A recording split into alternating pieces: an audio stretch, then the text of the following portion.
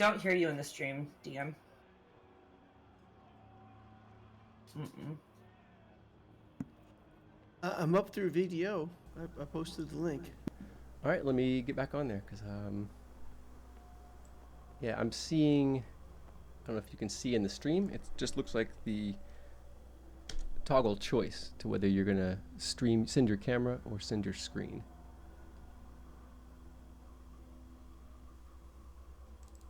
I'll add it back in there again, but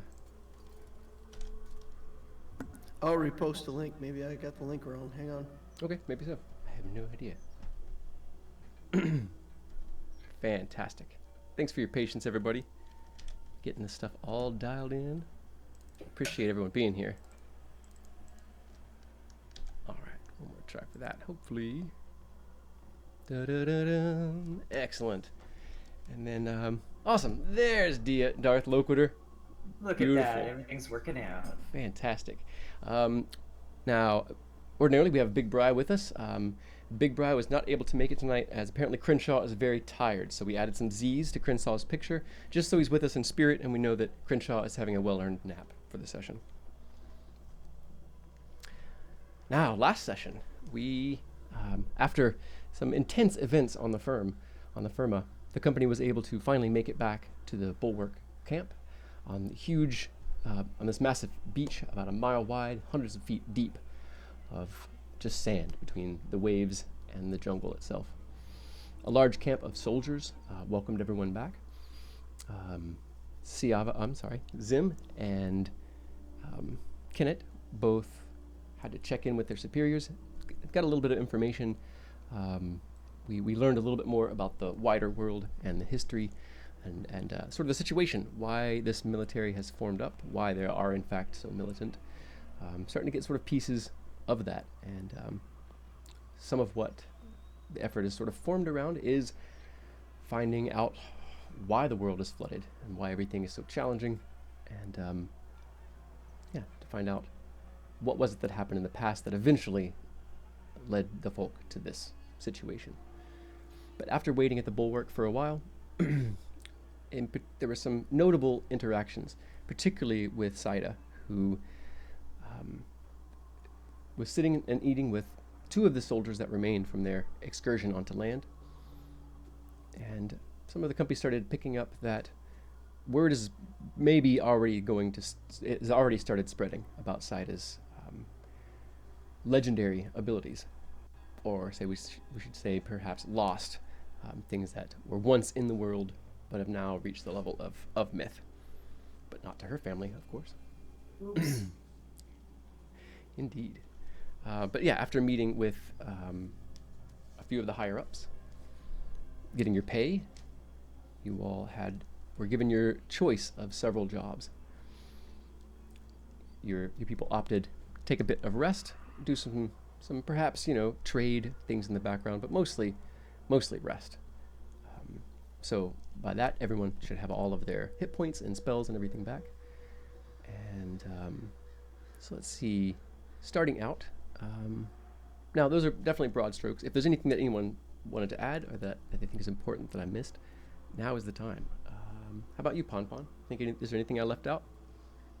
Anything of particular note to you? Collection. I need to grab my notebook. I handed in a notebook here, and but I'm pretty sure that covers everything I recall writing down.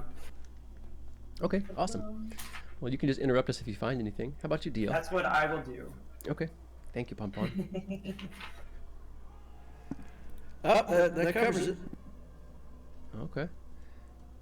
You just echoed out on me a little bit. Not sure if that's me or you. We also had a conversation with why am I blanking on his name? Thurgood. Thurmir. From near, yeah. Thurmir. Yeah, so he wants to be hired, and he had a vision where he and the rest are critical to our success. So gotta pay attention to that. Fair enough. DL, I'm getting an echo from you. Do you have your ninja camera muted or ninja mic muted? Or are you You getting feedback from your Show's muted. speakers? Okay, well it's gone now. So whatever it was, it's fine. Excellent. Awesome. Yeah, Thrumnir was came up to you and seemed pretty uncomfortable with the entire discussion, the dream that he had and everything, but he seemed driven by it to share that point with you. Awesome. How about you, Zim or Joe? Anything you recall from last session that I left out? Notes of important or things that you wanted to ask me about? No, I think the only biggest thing in Zim's viewpoints, we're bringing back that menai, the ugly glass creature. Indeed. And you all have an invitation. You personally have an invitation, and you can bring people that you could reasonably excuse to bring with you. So it sounded like there was plans on everyone wanting to see the menai autopsy. Is that, do I remember that right? Sounds like it. Okay. All right. I have no interest in going to that. Fair enough. It is recommended, Asherdan recommended that you go simply so you, start being seen by other higher-ups, because you're a company commander now of and one of the main movers of a pretty key event so far. So that's definitely recommended, but it's not required of you. Also recommended is there is Kennit, you're briefed on a lot of new information. Your first day off, you have packets that you're given, and even though it's your day off, they kind of expect you to be familiar with them by the time you report in. And so perhaps you breeze through them. Asherdan points out a couple of ones in particular that are important. There's been a lot of technological developments just in the past 3 days, but even especially in the past 12 hours. There's been a couple of different breakthroughs. One is that there's been a breakthrough on how they construct golems. The magi, the artificers of the gnomes, and sort of the elven philosophers have been working on trying to create sentience, basically, or they're trying to create golems that can interpret intelligently orders that are given. So they've tried different things, trying to bind spirits into them, but it seems that there's been a breakthrough. There's a lot of jargon that you don't necessarily understand about compulsion and Gaius and charm spells sort of woven together. But either way, it seems that you can expect soon to see sentient golems as part of the ordinary rank and file. But that's not all. As the complexity of devices are growing to become sentient, there's also a side of the technological advancement that is to improve, to work around several different problems. And one of the main injuries on the firmament, one of the main visits to the infirmary is usually because of some sort of amputation, essentially. There's all sorts of dangerous things out in the firmament, and a lot of diseases and different things that they don't understand. So a lot of times when there's a grievous injury that's deep enough, it just has to be amputated. So recently, it seems that there's been a development in the creation and installation of sort of replacement limbs made of steel and brass and certain types of stone. Apparently the process is pretty involved to install them and is said to be somewhat painful. It's suggested that you go and sit in on one of these, or at least interview some of the people that have received the treatments, so you know what to expect with your own soldiers, and maybe how to coach them through it. Perhaps just basically just briefing, getting information. So there's a couple of things they suggest.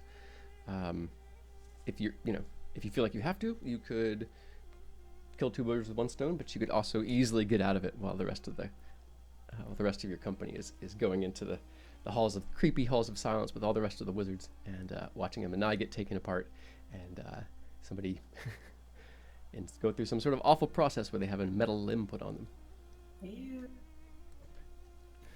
Yeah, if I could see that instead of the menai taken apart, then at least it seems like I'm following orders. So I would rather do that. Seems Okay. like. Awesome.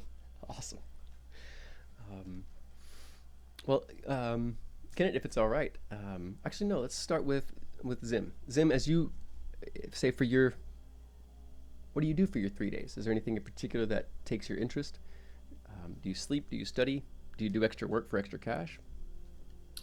Try to be I a think family? Zim would be doing a lot of studying, especially under the kind of other druids. Now that he's seeming to have become a druid in this rapid day, Yeah. and kind of learn from them different creature forms that they've may be useful here in the on land. Obviously, not of a level yet that I can do any water shape. So, Right. But we should need too much longer. besides that, probably go back and tend the kelp farm a bit, and maybe do a little shopping. Try to find a slightly stronger, reinforced robes. Okay. Definitely, as you move back over to the effort, like the Evisar quartermaster, the city quartermaster, you can definitely find one for an upgrade. If you're looking for like a additional like point of armor class, it's going to be another 400 gold to have. It's basically where they weave very fine threads of steel through key parts of it and reinforce it with leather and stuff like that. Now, as far as how you all spend the money, that's up to you all as players. Ultimately, in fiction, it's up to Kennit, with, of course, a heavy input by the magi of the group, being Zim.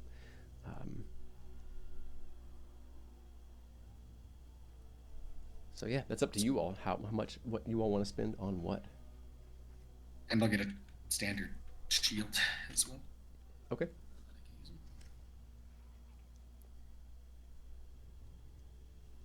All right, no problem. Most of your standard equipment is going to be half priced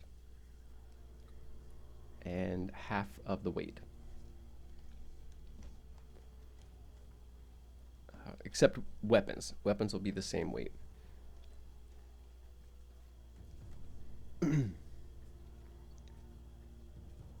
So, Zim, as you're studying with some of the other druids, particularly the older druids, most of the ones that you know are likely out in the field already, if they haven't graduated to other research and things like that. But most of the druids that you know that are called by nature and living and growing things and tapping into the different worlds that exist in the different landforms and environments and biomes, they absolutely have to. Because something that's happening among the druids is they're suddenly, as people are touching land, their skills are branching out. Not to use a Sylvan pun, but they are gaining new abilities, where primarily before it was druids, Circle of the Stars, storm, weather, water. That was the focus of the spirits and the limit of the types of animals and the stuff that people had interacted with. Sky, of course, just as endless as the sea. But most of the wide variety of like sort of earth and stone and wood and leaf-based talents and were lost since land was lost. And so the druids are in a quiet sort of storm within their own ranks, trying not to let out how much is changing, well, people that grow in magic too quickly can often be looked at oddly. However, you have a particular there's druids that look at you with a combination of deep curiosity, like what did this person see when they were there? And some of them looking at you with a bit of jealousy. And you know, like your story is a classic story of a druid coming into their own, where you're just, you're trained by a person, you're following along with your master, disaster hits, there's this ancient relic of, surrounded by nature in a lost land, and after touching it, you are suddenly a druid in truth, and you come back, and the other druid is sort of putting you through your paces. They're asking you questions that are less to do with learning and more to do with like awareness and in-tunedness, right? And just how connected you are to the ideas. And you maybe surprise yourself in how much better you understand the teachings now than you did before. And so you're starting to see that the jealousy is, well, the simple fact that you socially and politically could rise to really great heights with a story like that, and the truth of what you were a part of. But at the same time, all of the druids are a little bit nervous because they're all gaining new abilities and talents, and they're trying to sort of keep that on the down low from the rest of the magi, and particularly the rest of the folk, because non-magic users are kind of suspicious of magic users. They don't know what they can do. It's easy to be jealous of these of incredible talents that you apparently can't have because you weren't born to them, and so it creates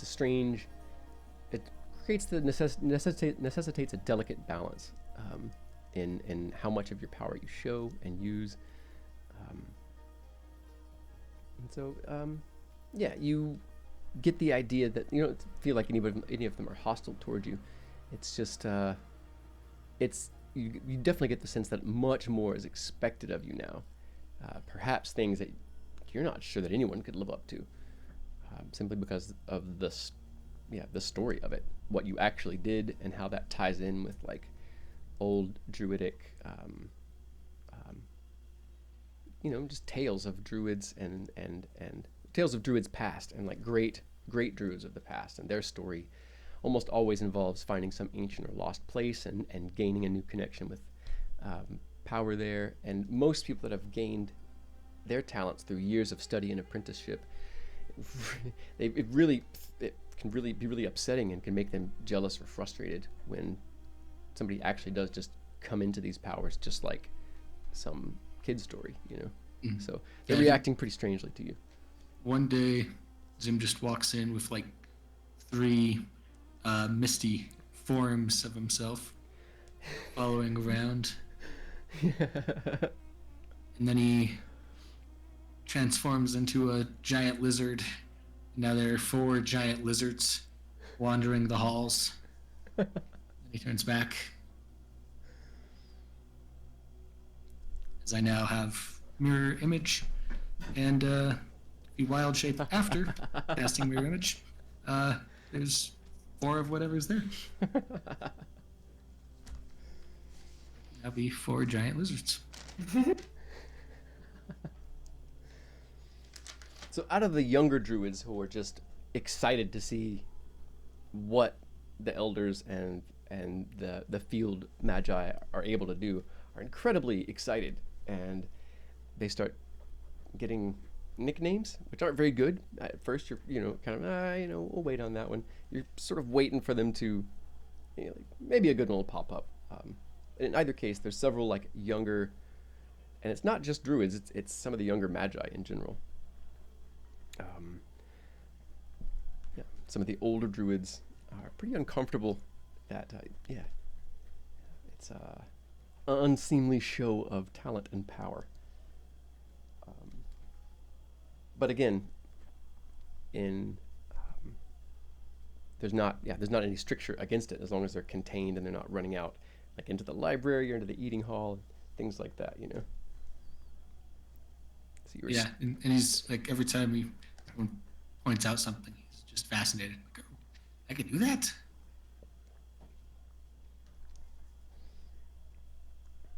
And then tries and figures out exactly how he did it.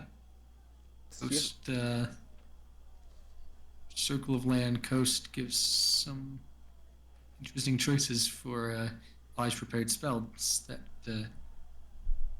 probably see me entering close range combat a little more.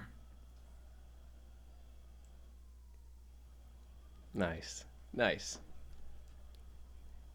All right, let's see here.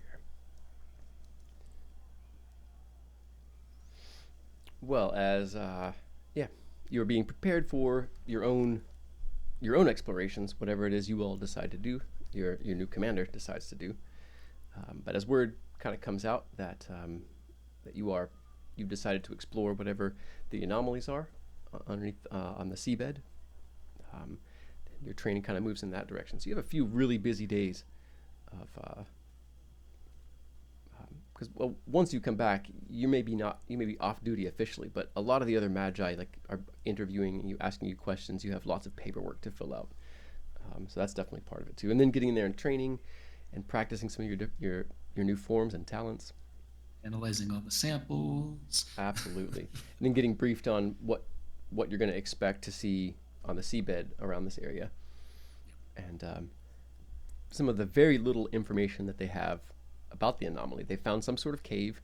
They found 2 stones near the cave that they determined to be very, very old carved stones of some sort, like thousands and thousands of years old. And they sent a couple of, some of the divers moved into the cave. They were attacked by something. The rest of the divers escaped. They have no idea what it was. It was very fast. It lived and swam. It lived in the water, so it was very agile and mobile in the water. The 2 clues that they're really given, some sort of blades or clawed weapons. The other divers were slashed up by something. And the other is a giant, when they came out back into the mining bells and had their diving helmets taken off, they could all smell a terrible reek that was like it polluted the water around these things. So yeah, some sort of creature in a cave nearby, underneath the waves near Evisar, that attacks with claws and has a terrible stench, debilitating stench. And that is what you know. All right. And anything else, I just am preparing for the menai surgery. Yeah. Session. Absolutely. Okay. Awesome. Let's step over to Saida for a moment. Saida, how do you spend your 3 days? Or, what's the first and most important thing that you do? Well, I think she got beaten up pretty good. She fell twice in the midst of our last adventures. So I think, the first thing she'd want to focus on, honestly, is just resting and healing up. But after that, she's definitely got a very forward vengeance kind of streak in her. So I feel like she was told to stay out of the meeting, right, about the menai for some reason, if I recall. No? No, I don't think so. I was kicked out of some conversation. Oh, yeah, you were kicked out of the on the beach. Yeah.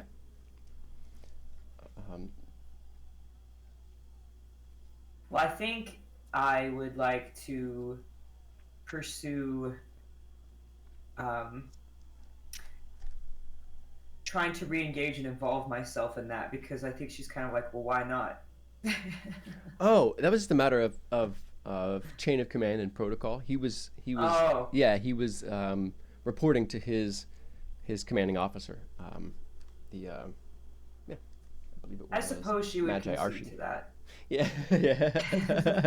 Yeah, at the end of last session, Zim had asked any of the other party, if they wanted to come to the menai inspection. Yeah. And I believe, Saida, you said yes. I can't remember what Krenshaw said. And I know Asherdan was suggesting everyone go to study the enemy. have any direct orders, though. No. Other than, I think, to kind of keep my head down in a way. That was more of a private conversation. Yeah. Yeah.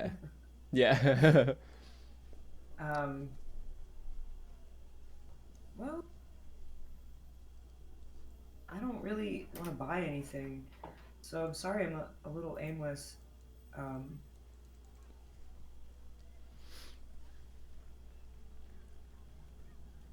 So, keeping yourself scarce is going to be a little bit difficult at first, as you're part of a company that survived and came back, that succeeded despite your losses.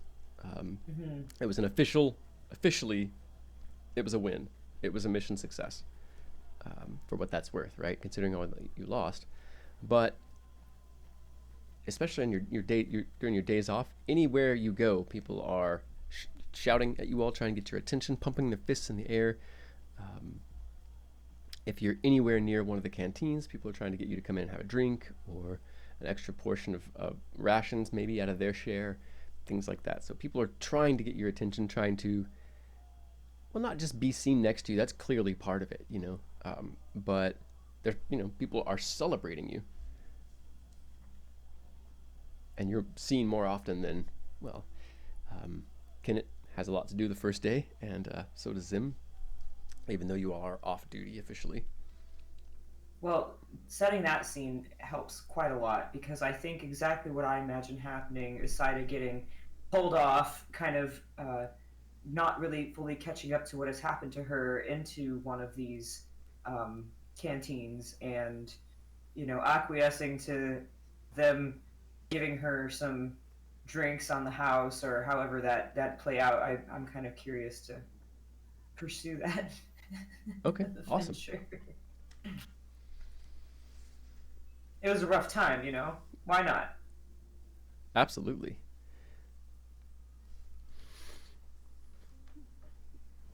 So a few hours after you've briefed with Asherdan, you've gotten your stuff moved out of the old bunk into the new nest.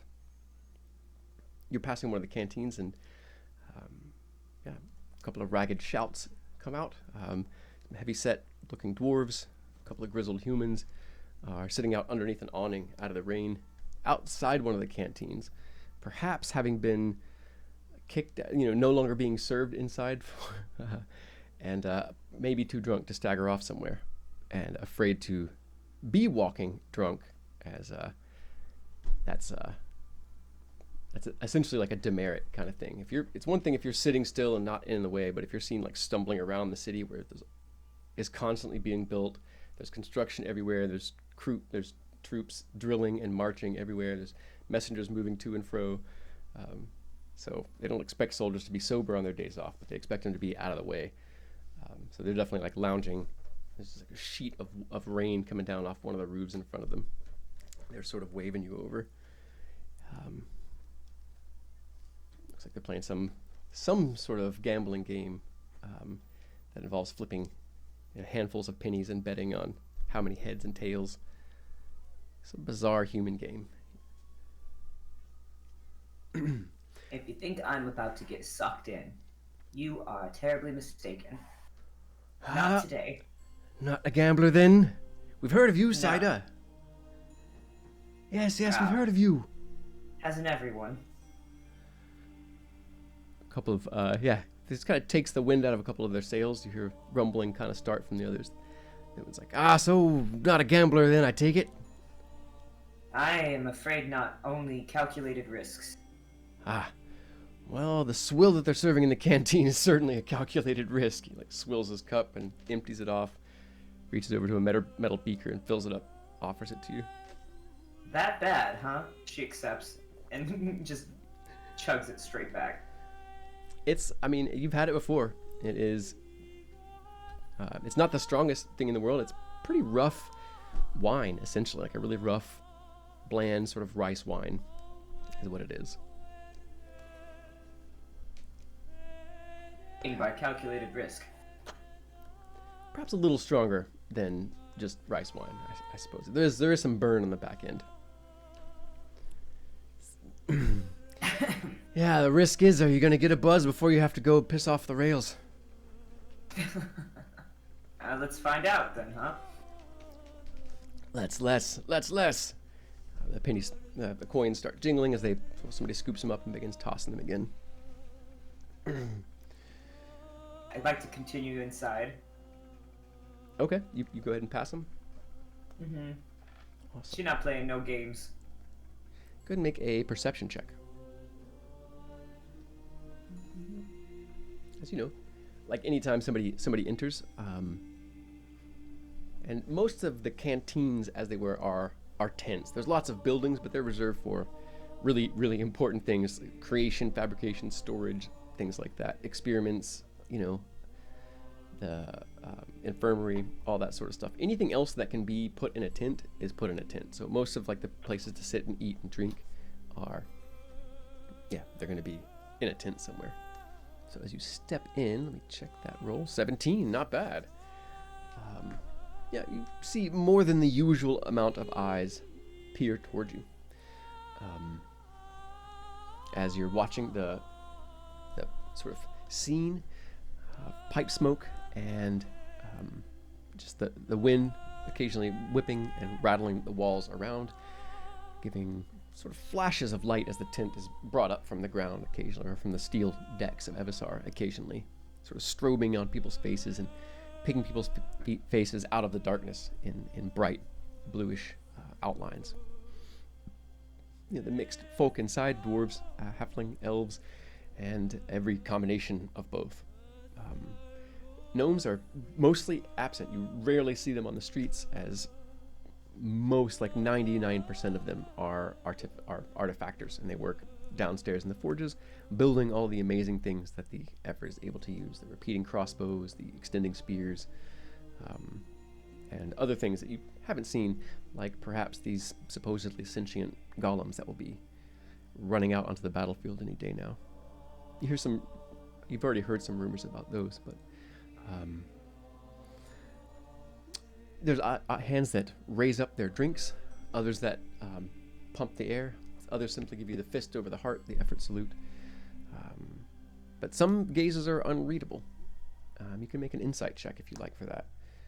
As some gazes linger on you, maybe like a little bit too long, or like they're looking for something and you're not sure what it is. Gazes that make you uncomfortable, not because they're necessarily hostile, just because you don't know what they are. You don't know exactly what the gazes mean. And that insight check is perfect. That totally checks out. That natural one on your insight check is a perfect story moment, because that makes sense. You're not sure. Is it, humans and all of the other folk that aren't your folk are harder to read, and perhaps by intention. Maybe they're more guarded, but in either case, that's about what I would expect as you come in. Conversation kind of picks up pretty soon, but you're invited over to another dice game happening at a wide table. Not everyone is dicing, but the dicing is the main thing that's happening at the table. Others are sort of pushed back from it, drinking, leaning in, either betting on it on the side or trying to distract or jinx one of the people tossing the dice.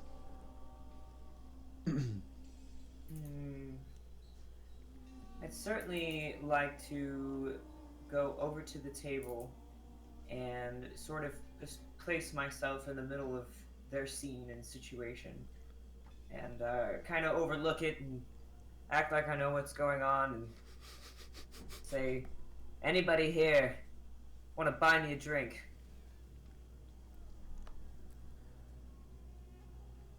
You don't get quite the reaction that you're hoping for, but a few very enthusiastic people sitting on the sides of the dice. A small halfling who looks like he's not in Effort attire at the moment, being off duty.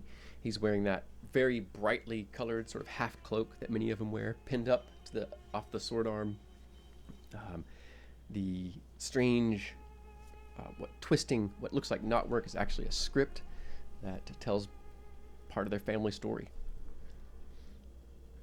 He kind of hops up onto a table, his cheeks like flush with drink, his eyes almost a little bit squinty, and says, "Yes, of course we would.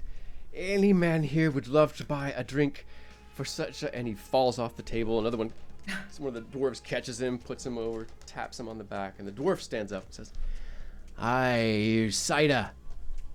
I'd say only Elsendar that wears plate I've heard of. I'll buy you a drink." Ah, that's what I'm talking about. I gotta have everyone hooping and hollering about my name. Someone in here should buy me a drink. That's how I feel about it. Damn right, without any of this one's mess. He points at the passed out halfling who's now already snoring in the chair. Well, just one thing though. Just one thing only. Oh? Well, you might not remember me, but we trained together. And, you threw me down in training. You got me good. My friends laughed. Goodness, the soldiers, my companions, well, they laughed a bit. And I promised, I'd have my revenge. So, Saida, will you do me the honor of arm wrestling me here in front of everyone? How could I refuse? I'll buy you the drink either way. You want it before or after? Let's do it after. Ah, damn it. Fine then, alright, fine then. There was excited chatter coming from a nearby table as people scatter off one of the small two-top tables. He says, out of the way, we can do it. Somebody comes over to try and clasp your hands, and he like pushes the guy, almost pushes him over. Before he even sits down, he's looking right at you. He's locked in eye contact. He's not looking at anything else. He's looking at your eyes. He sits down. He puts up his hand, flexes it a few times, and for a dwarf, he's got huge hands. Like, he could definitely grip your face. Like, this is a pretty large dwarf.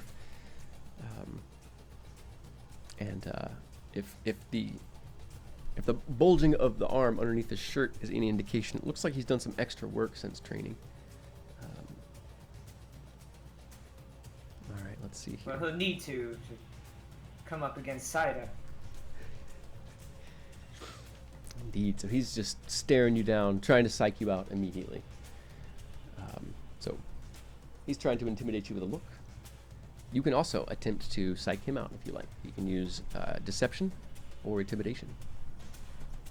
I would definitely like to psych him out. We're totally going with intimidation. All right, how are you doing? He's just trying to stare at you, so what are you doing to intimidate him? She, loosens up her shoulders a little bit and just kind of smiles. Uh-oh. And then sinks down into not much of anything other at all than this smile and staring right back at him. Awesome. All right, let's see that intimidation check. 25, yes! Nat yes! 20. Damn it. Well, you beat him he rolled pretty good, but you got him by 5 points. That's he right. got a dirty 20. He's getting slaps on the shoulder before he even touches your hand. You hear a couple of, sort of muttered, you got this flower-eating elf. And a few others, and then someone's like, "Oh, watch it! Ladies are your weakness." Just giving him 9 kinds of hell. But he's just steady until you smile, and then he cocks his head to the side, like, does she know something I don't know? He just kind of shrugs and he puts his hand forward. Okay, so he is gonna get disadvantage on this because you've intimidated him. That's how I'm going to work it. And it's just going to be a straight opposed roll. Okay. Of athletics. All right. Here goes. Oh, no. All right, let's see here. He's got a +4. I rolled a 6. Well, I rolled a 2, actually. Okay, with 14, but he's got disadvantage, so let me roll again. 10 and 10, so 14. He manages to beat you. Oh. And it's not immediate, but it's way quicker than you'd like, and quick enough where he gets extra pats on the back. You can see a couple of drink tokens slid over to him. Let's see how. He makes a show. Well, he seems exhausted. You can make an insight check. He's sweat is beading at his brow. He's kind of slumped in his chair. He leans back. Like now it's time for 20. that drink. And this is the time for him to beef his insight check. Watch this. He's got his -1. Oh, not bad. 14, but still, he's playing it up. He's definitely playing it up to make it look like. And you don't know if it's to save face for you or if it's to make him look better. But he's definitely, like playing it up, like, oh, good thing I'm off duty today and tomorrow. You've been training so hard. I'm so proud of you. You hear that? You've You hear got that, your lads? revenge. Now get me my drink. That's right. That's right. At this point, the drunken halfling snaps up, stumbles, he knocks 2 chairs over. He comes back and he's got 2 steel carafes of some sort. He just sets them down in front of you. Again, that sort of squinty, half really wishing he was capable of flirting sort of look on his face. He sort of leans in. He almost falls out of his chair again.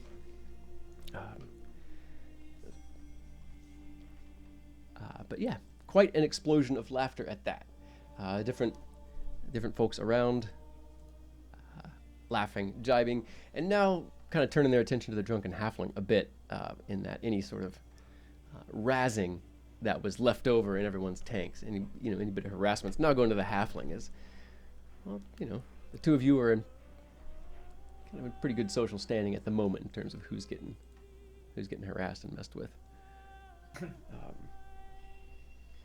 Over the next little while,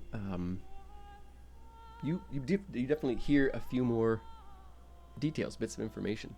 You hear that it sounds like there's a lot of people that are excited about. It sounds like there will be multiple people not getting to see the autopsy, but getting to view the menai's body. There seems to be some sort of showing that's being put together. You're certain it's this cooked up for morale, as this is the first menai that's ever been recovered. The first proof that anyone's ever killed one. Although companies have taken them out before, they're almost always in a really bad situation and they can't recover the body. So, seems like there's going to be sort of tours into the halls of silence where this body is being kept. But that will be after the autopsy, which seems a bit disturbing. You don't know what kind of shape it's going to be in, but nonetheless, they got to do what they got to do, I guess. It was the hall. The Hall of Silence is Silence.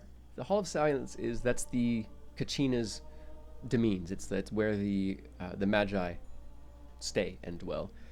It's unlike the rest of the fortress. The rest of the city fortress is steel and coral and stone. The Hall of Silence it's golden. It's gold, in fact, definitely gold. But it ripples as if like water, or it ripples in the wind a bit, almost like a tent, but it's much more rigid than that.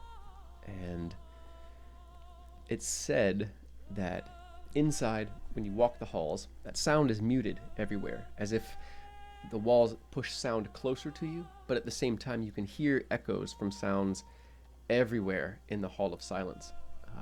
It's apparently really hard to navigate for that reason. But it's also called the Hall of Silence because,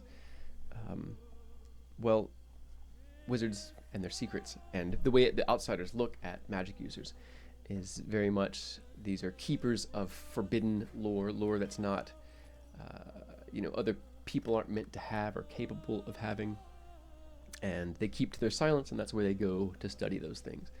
And so it's kind of a euphemistic sort of thing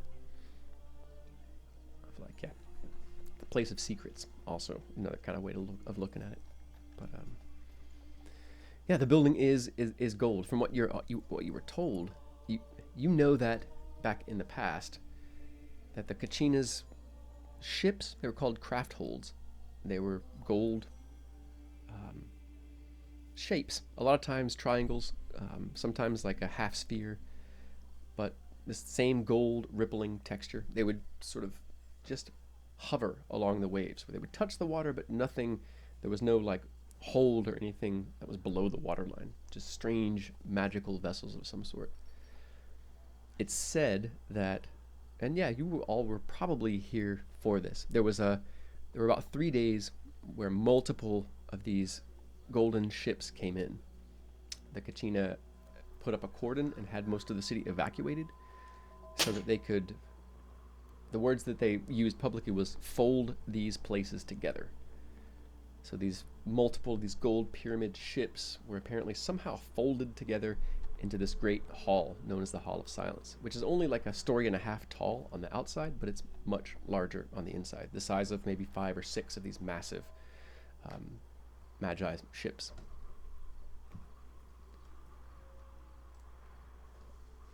All right, so I think I'd like to step over to Kennit. Left you hanging for a little bit too longer. Sorry about that, buddy.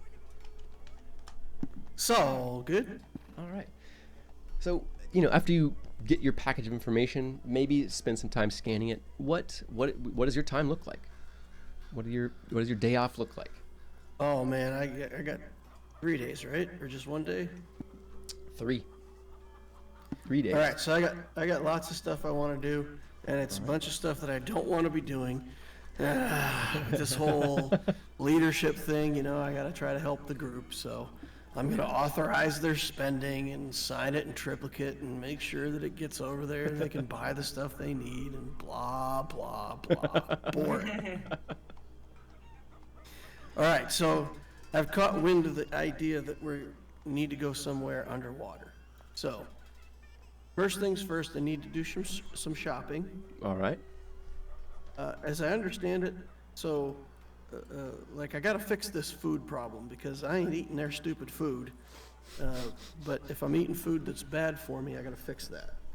So what kind of food would I need to buy to make sure that I'm not, poisoned and diseased and rotting away?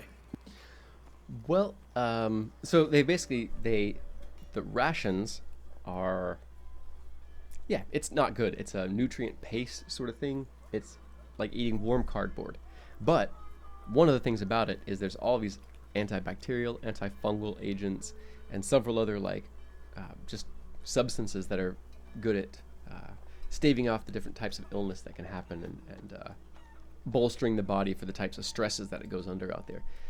It might be possible for you to get just some of the additive that they use when they're making the rations, and then you could mix this with your own food. That's what I'm gonna try to do. Okay.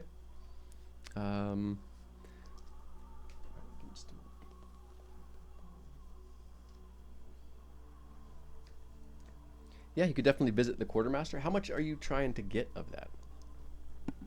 I just want to be able to treat my own food. I don't trust people cooking for me. Somebody's gonna poison me. Swear to God, they're gonna poison me. I can't have it. I'm not gonna allow it. It's not gonna be Thrumnir though. He doesn't want your job. That's right. It's just, I don't know, some childhood trauma that Kennit had. He just won't eat food that somebody else prepared. He just doesn't trust it. So Interesting. Okay. Yeah, I'm fascinated for when that comes out. But okay, perfect. Yeah, you can probably get yourself a week's supply for 65 gold. all right, let's do it. Okay. It's there's 2 things. There's a big sack of ground herbs and powders and minerals, you think, really finely ground, and there's another one that is liquid that you're supposed to put a little bit in, at a time. So you kind of mix them together, but you don't want to mix them together now as it'll go bad too quick. So you kind of keep them separate. Gotcha. All right. I need some spellcasting components. I don't want to role-play shopping for spellcasting That's fine. components, if that's okay with you. No, absolutely fine. That's also something else you can pick up from the quartermaster for sure. All right, so I know that we're going to go underwater. That was in the briefings, right? Yep. So I have a summon familiar spell. I haven't been able to get my familiar up and running.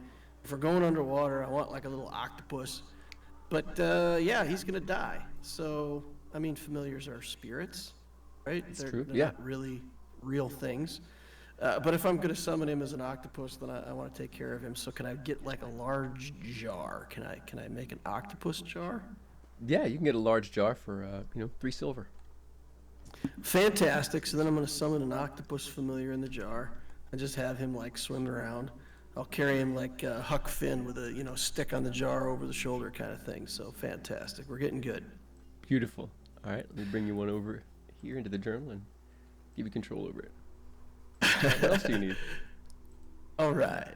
And he'll probably be an owl most of the time, but not underwater owls. I heard aren't efficient. So. Yeah, no swim speed. All right. So then, with regards to water breathing, I got 6 people I need to get water breathing stuff for. Okay, great. Right, the 4 of us plus Ares and Thrumnir, right? Right. Now, that's all stuff. So they have one thing on offer for you. They are the gnomish diving suits. They are sealed leather suits. I mean, heavy bell-like helms. They're generally, though, like old school style diving suits where they've got the hose connected up to the mining bell that's getting some air from the surface. You can purchase your own air supply so you don't have to worry about that. And you don't have to have someone sort of protecting the lines, hanging back, making sure the lines aren't getting hung up as you explore. But it would be free if you want to use the standard equipment. It'd be another 40 gold each to get 12-hour supply. It's basically it'd be a little pearl that you would eat before you did it, that you would put in. There's a small chamber at the chest that you'd power it with one of these charged pearls, and it would produce oxygen for you. I've heard about like a magical straw that just lets you breathe water. You got nothing like that? I'm just making stuff up, completely making stuff up. No. Where did you hear about such a thing, Kennit? Oh, I heard the gnomes could make them. They make you just put it in your mouth and you breathe like through a straw, and it gives you air. It's fascinating. Unfortunately, there's all sorts of things the gnomes can make, but they gave up a lot when they joined the effort, just like we did. The wild exploration of their strange sciences are no more. They signed contracts to stay focused on their designs. I don't know how they did it. They must have given them a lot. A lot of us are still shaking our head over that. I'm going to give him the side eye with like 10 seconds of silence. And then I'm going to say, all right, I'm going to requisition 6 of these, and I ain't paying nothing extra. These things are ridiculous. Grump around a little bit, but get that set up for the party. And I'll ask the quartermaster if there's anything good for underwater fighting. Like, I feel like a bow is going to be kind of garbage underwater. So, do we have, like, tridents? Certainly. Or something? The LC spears are... they're... well, they can breathe water. So the LC spears, they work just fine underwater. That'd be what I would recommend, but if you wanted something That's a little more...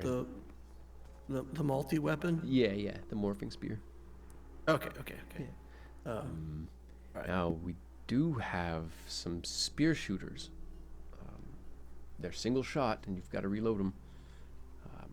A little bit more complicated than the crossbow. The Zillim haven't been able to automate them. The spears are just too big. But I heard where you were going. I can put one of them in your hands as long as it comes back in one piece. I'm imagining like a one-shot weapon with like a 12-foot harpoon in it or something. Like an underwater well, it's not a pike. It is just a spear. It's like a half spear. But it is about 3.5 feet long. Like, it is a spear. All right. I don't know if we got any heavy weapons, guys. I don't know. I'd skip it. Well, it doesn't sound like we got any good underwater fighting weapons. Okay. Okay, and then the last thing, earplugs. We have a way to plug our ears underwater or to silence something. Oh. Well, aside from swimming wax you put in your ears, no, why would you want to deafen yourself out there?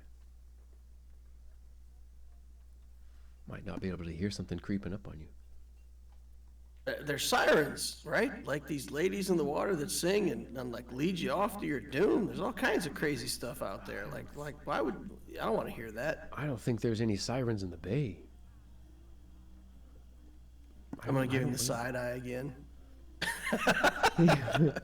Yeah, keep rolling his insights. He keeps, yeah, so he takes, I keep rolling like, the highest I've rolled is a 6 on his insights. So he's sort of, every time you give him the side eye, he just stops and stares at you and waits. Like, he's not sure what's going to happen. So you start talking again. He's like, oh, okay. All right, so Business again. no earplugs. All right, Well, and we then do have the swimming wax if you need. It should suffice. I'll take some of that. Give me a heaping helping of earwax. All right. Say a gold piece. He hands you a fist. I'll put it in a jar and I'm gonna label it earwax, just to mess with the other members of the troop. It's strange too, because it's like a milky blue, kind of shimmery, kind of wax. I'll Yummy. put in gnomish earwax. That's And then I racist. think the only other thing that I have to do on my days off is just kind of chill around, cook some food and watch some prosthetics being made or applied. Awesome. Okay.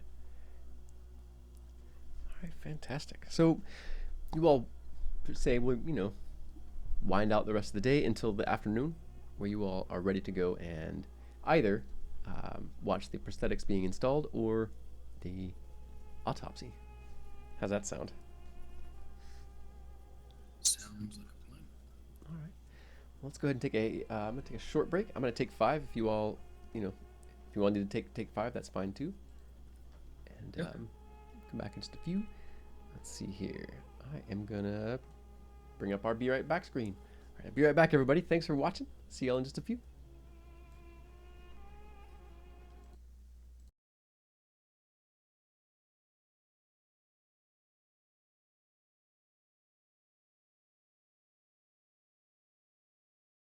Well, I am gonna run away for a second and yeah, take advantage of that break.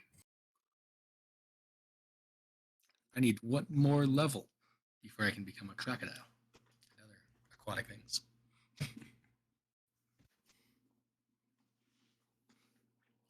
And everyone's still hearing all of us players on the string.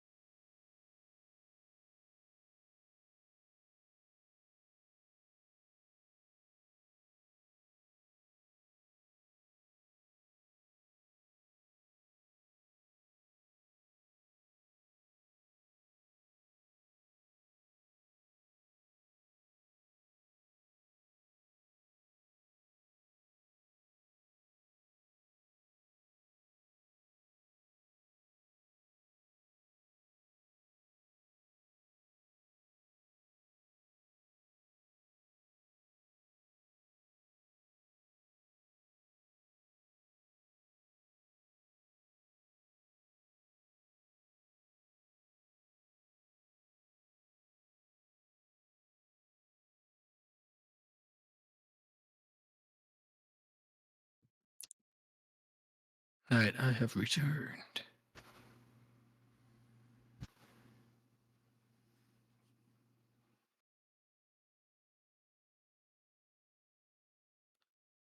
That's weird.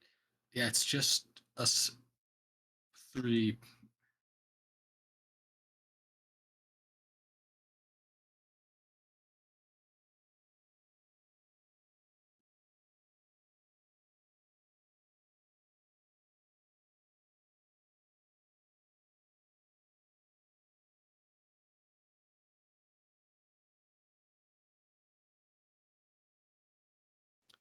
Testing. 1, 2.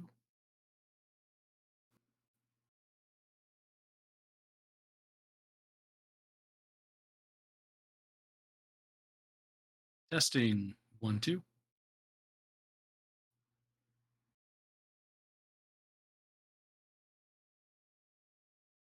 It just hit there, right there. Yep.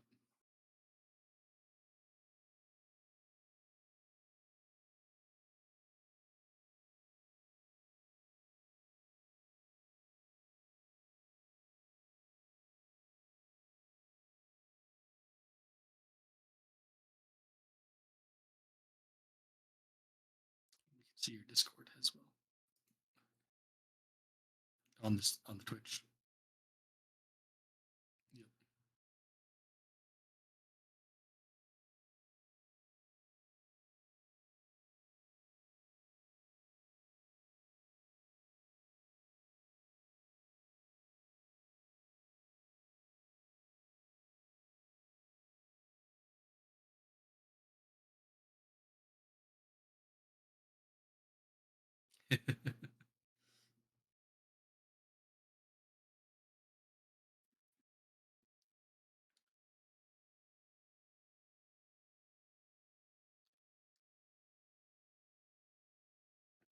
Weird.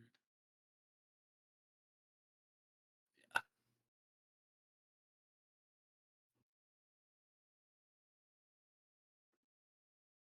The routing of audio visual is not something I delve into often.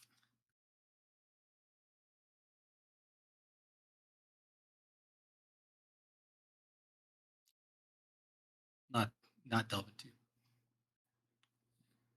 I have a friend for that.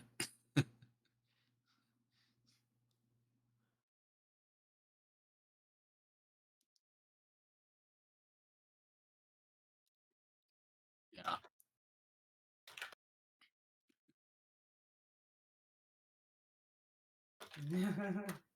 Feel that?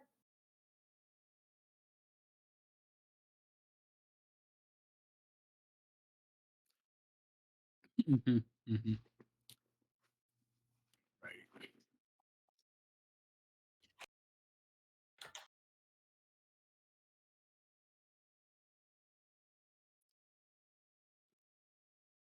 We'll get there. One day at a time.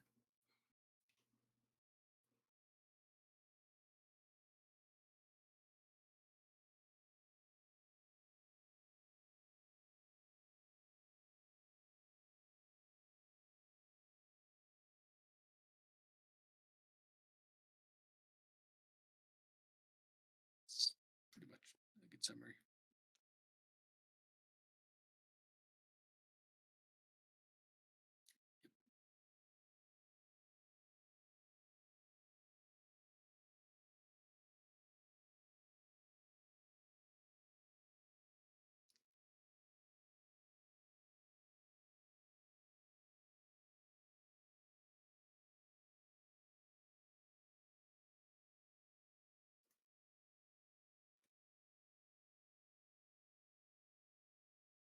I'm back, but may need to step away here in just a few minutes, and just for a few. Yeah, just a work thing.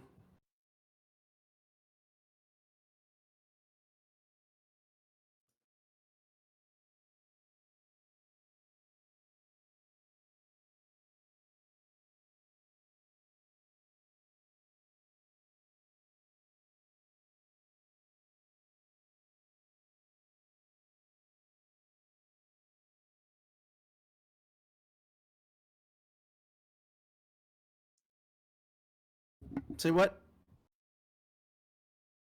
What's this fun you speak of?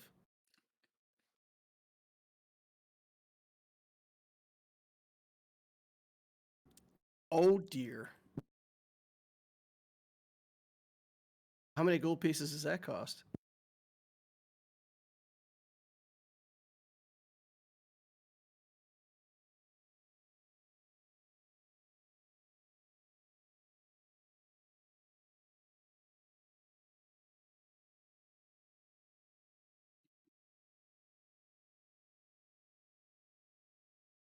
Roughly. What's interesting is that my owl is allowed to be a totem barbarian, and my octopus is a hexblade warlock.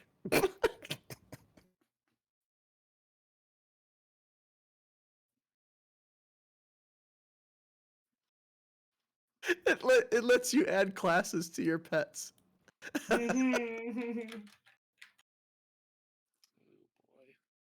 mean, completely not relevant to the game, but I just think it's funny that it says my octopus is a hexblade warlock.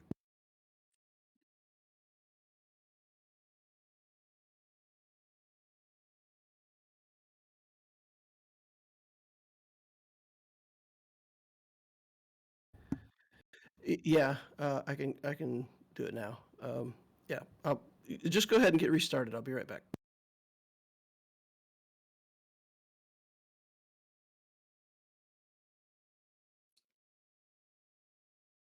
I'm good.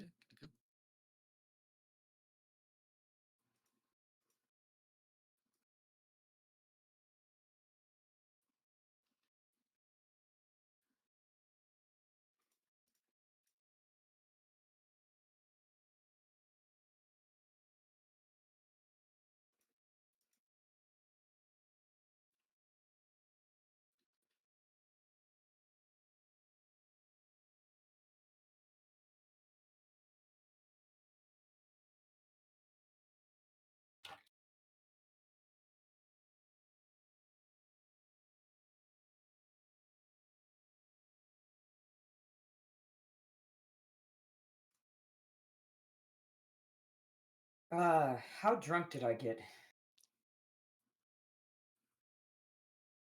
Hmm. Can we like just roll just to randomize it? I think I'm into that.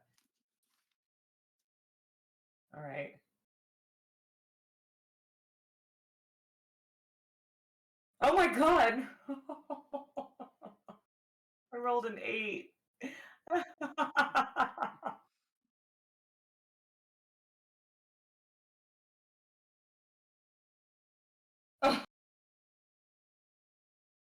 Oh my gosh.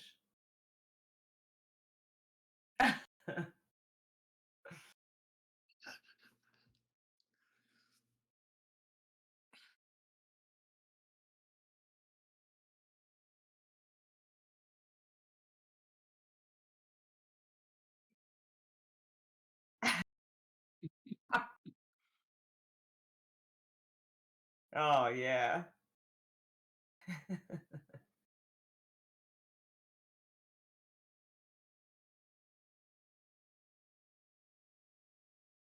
Mm.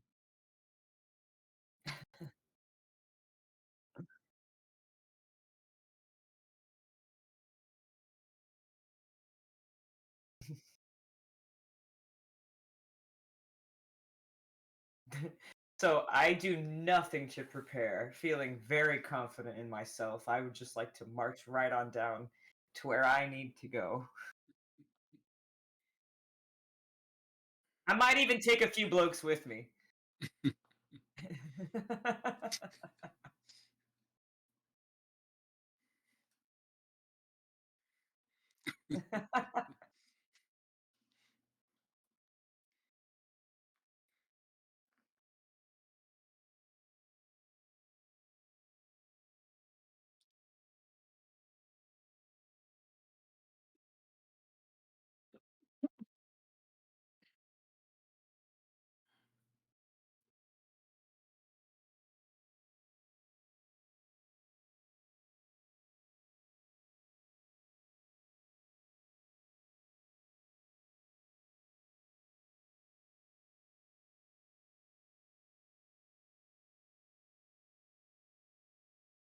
Yes, let's go, Donald and Harold.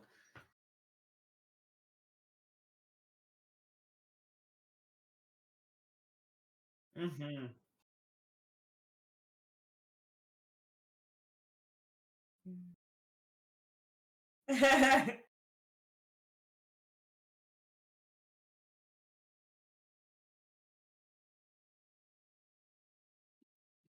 Oh.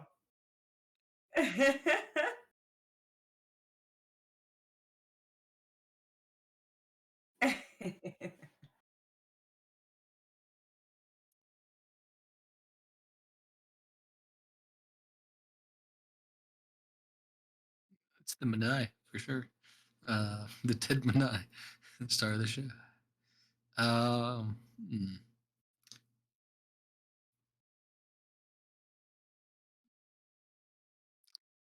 I think besides kind of checking on a few things, um, passing on notes of the menai, um, copied booklet 5 to random other magi's. Uh, it's not a whole lot he would do besides get his usual equipment together and his trusty carpenter's tools. You never know when they will come in handy.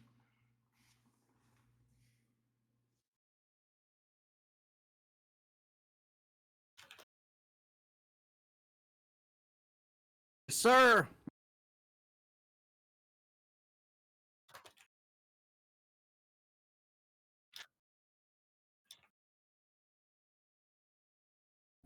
Nope.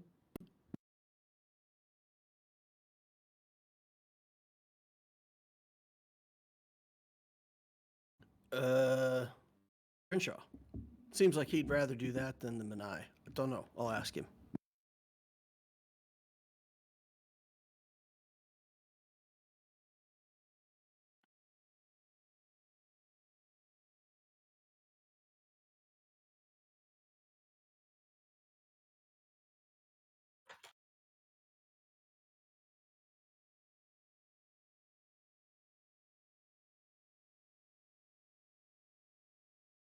Well, he's the morale leader, so this is a Yeah. morale thing, right? So better get on in there.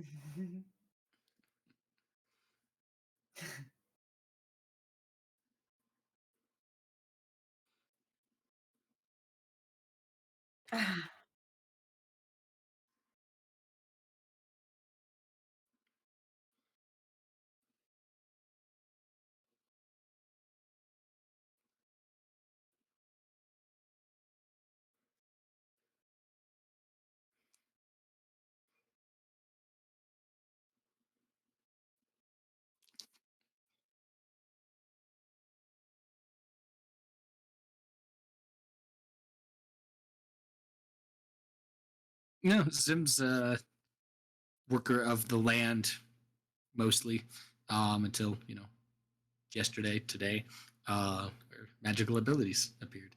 And I think he's more just like looking at these two randoms. Like, Saida,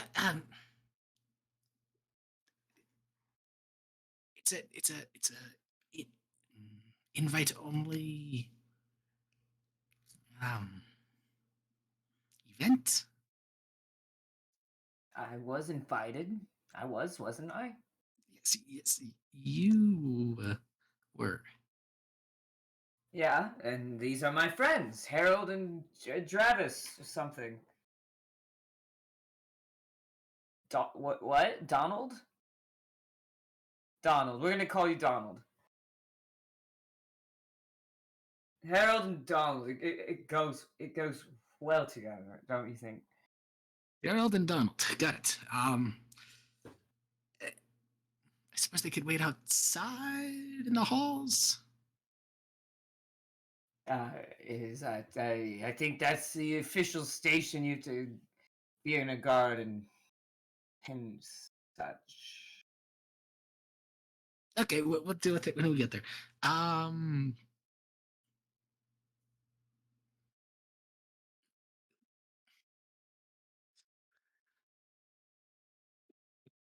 which one are you?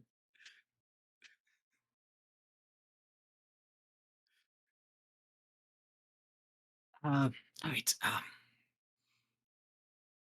Well, I'm ready if everyone else is.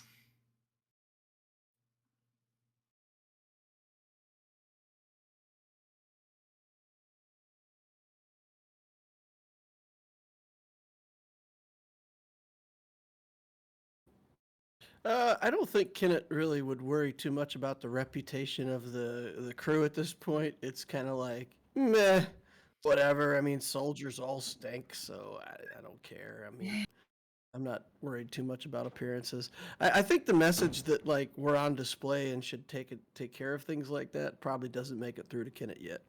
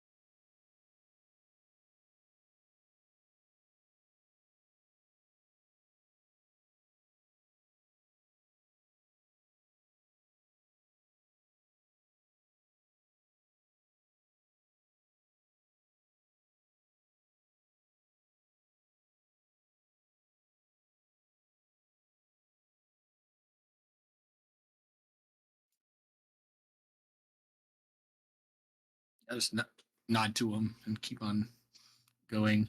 I'll just kind of inform them that this is the party, the company that I serve with, and then continue on down to this menai inspection.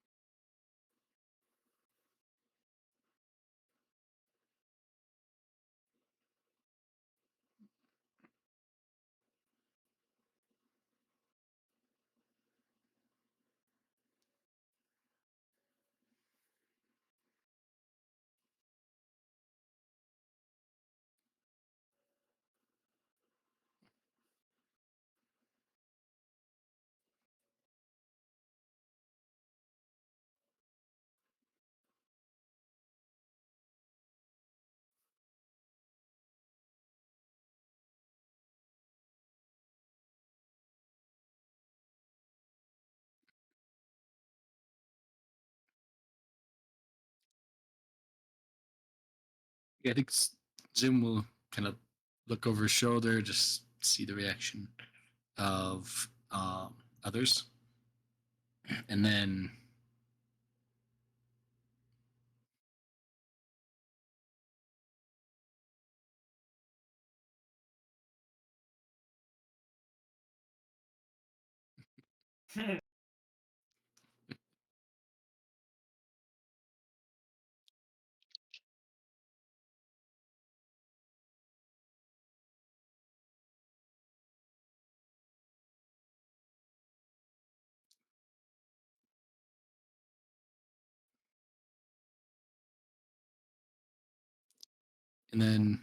yeah, Zim will just go to where all of his kind of group is hanging out in the.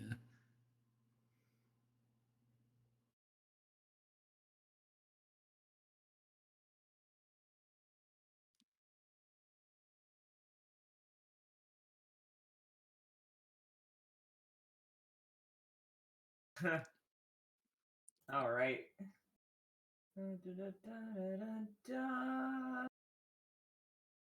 There. 12.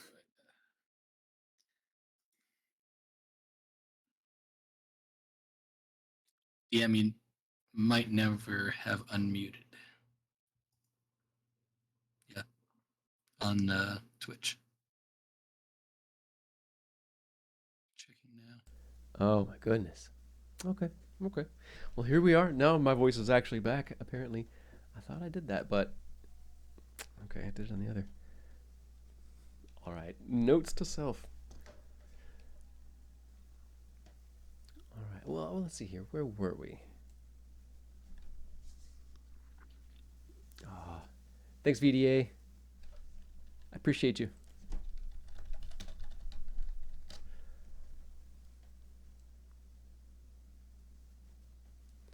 All right. So yeah, Saida, you are feeling a little bit more at it. No longer full disadvantage, but you still got we'll say a -3 to all of those checks. As you are sobering up, but not quite there. Zoom glides over to your group. A fair feat for her age and what she's been through recently. It's something that all magi tend to pick up. The sort of the movement of someone who holds a position as a mystical figure in people's minds. Sort of a presence they're all expected to cultivate. So even as a dwarf, she manages to find a way to shuffle in a way that looks sort of more like a gliding motion. She comes over. What's her title in our effort? She is a field kachina. She received no commendation from those events, as it makes sense. She didn't do anything. She was out from pretty much the very beginning. Azum, good to see you back in full health. Yes, young Zim. It seems that our excursion onto the Firma did you well in terms of career and mystical standing. I've heard many promising things about the new forms that you can take. Yes. It's very interesting indeed, but also strange, and I guess we'll see. I'll keep working hard, I suppose. That's the best way. Yes. Well, I don't think I'm sour about all of this. I appreciate you getting us out of there. That wasn't just me. Yes. Saida, Kennit, angry, always angry, Krenshaw, and not those two. I don't know who those two are. I say, kind of briefly looking over Donald and the other one. What's his face? What's his face? Harold. It's I don't think we're supposed to be here anymore. Donald. He starts whispering to Donald again. Donald. Of course you're supposed to be here. You're invited. Yes, so... Well, Saida, says Orzum, sort of leaning in, peering up at you. Thank you for your efforts and bringing as many of us as you could back. She sort of leans back as she catches a whiff of you. Yes, if you would confer my appreciation to Kennit and Krenshaw. Excuse me. She turns and sort of glides away to the other side of the balcony area. Oh, she didn't seem okay. She kind of coughs to herself several times, pulls something to her nose and sniffs at it, some sort of a pomander. I don't know, you three just smell like soil to me. What's all this talk of smell? Yeah. High folk, It's the dead menai. You know of what course they it say. smells. Right. It's not going to be us. No. Well, then it is you, Donald. Definitely it's- Donald. Ah, it's Donald, Mom. Ah, shut up, says Harold. A couple of the Kachinas sort of look back at the at the noise that's being made by Donald and Harold, and Saida a little bit. Hard eyes, brows furrowed down, meaningful glances moving back in you all's direction, beaming back. In fact, most every robed shoulders around you, every set of robed shoulders turns at some point to look back to at least see what the ruckus is back there. All but one. The silver adornments on the one set of robes toward the center don't move or budge. Just a courtly air from them, the head shrouded by their hood, waiting. And it isn't much longer before a large slab is wheeled in from one corner, sort of brought along between the two balconies down below, and a flock of other magi move in to attend. Another table, a side table, is moved in with many, many, many implements, saws, bladed things, strange curving scissors, and other gleaming steel devices with small apertures and shifting, turning cogs. One of them is a gear is cranked, and you can hear flywheels beginning to whir within it. A small hose is plugged into this device. It seems to be some sort of some sort of like little power station, but it is of course hand crank pulleys and flywheels. It seems to be turning this length of cable within it as it's plugged into it, and they begin laying out different attachments next to it. I'm going to pause here and slip over to Kennit as Kennit Krenshaw, right? Kennit Krenshaw, Thrumnir, NRS all go together, right?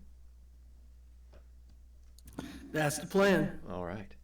So you part ways with your company once you're in the halls, moving to a different observation room. This time you do have a guide, though, a very young, very, very young human apprentice of some sort. That doesn't even look like they're allowed to carry components or anything, only messages, maybe food. They lead you around the way, and you come into a very similarly built chamber. You come onto a large balcony, it's about 30 feet by 5 feet. There's another one across from you. The floor below is about 15 feet by 30 feet. As you come in already, there is a large steel slab. There are two, there's a table set against, like down below against the far wall, and you assume another one underneath you. If you step up close to the rail and you look down, you can indeed see it. Now, as soldiers kind of come together, sort of waiting, you see a few other people that you recognize from training, other people that have survived and did what it took to, well, wear the same badge that you have now. Well, not quite the same. You're a specialist. These are all field commanders. So people you outrank, but still people that just got the rank. So everyone's feeling pretty equal in the room, except for, of course, some of the high command. But you don't recognize any bigwigs here, assuming they're probably all up watching the menai get cut apart. Now on the gurney down beneath you, you actually see Hadreen, one of the soldiers from your former company. It looks like her leg has already been amputated. There's bandages covering it.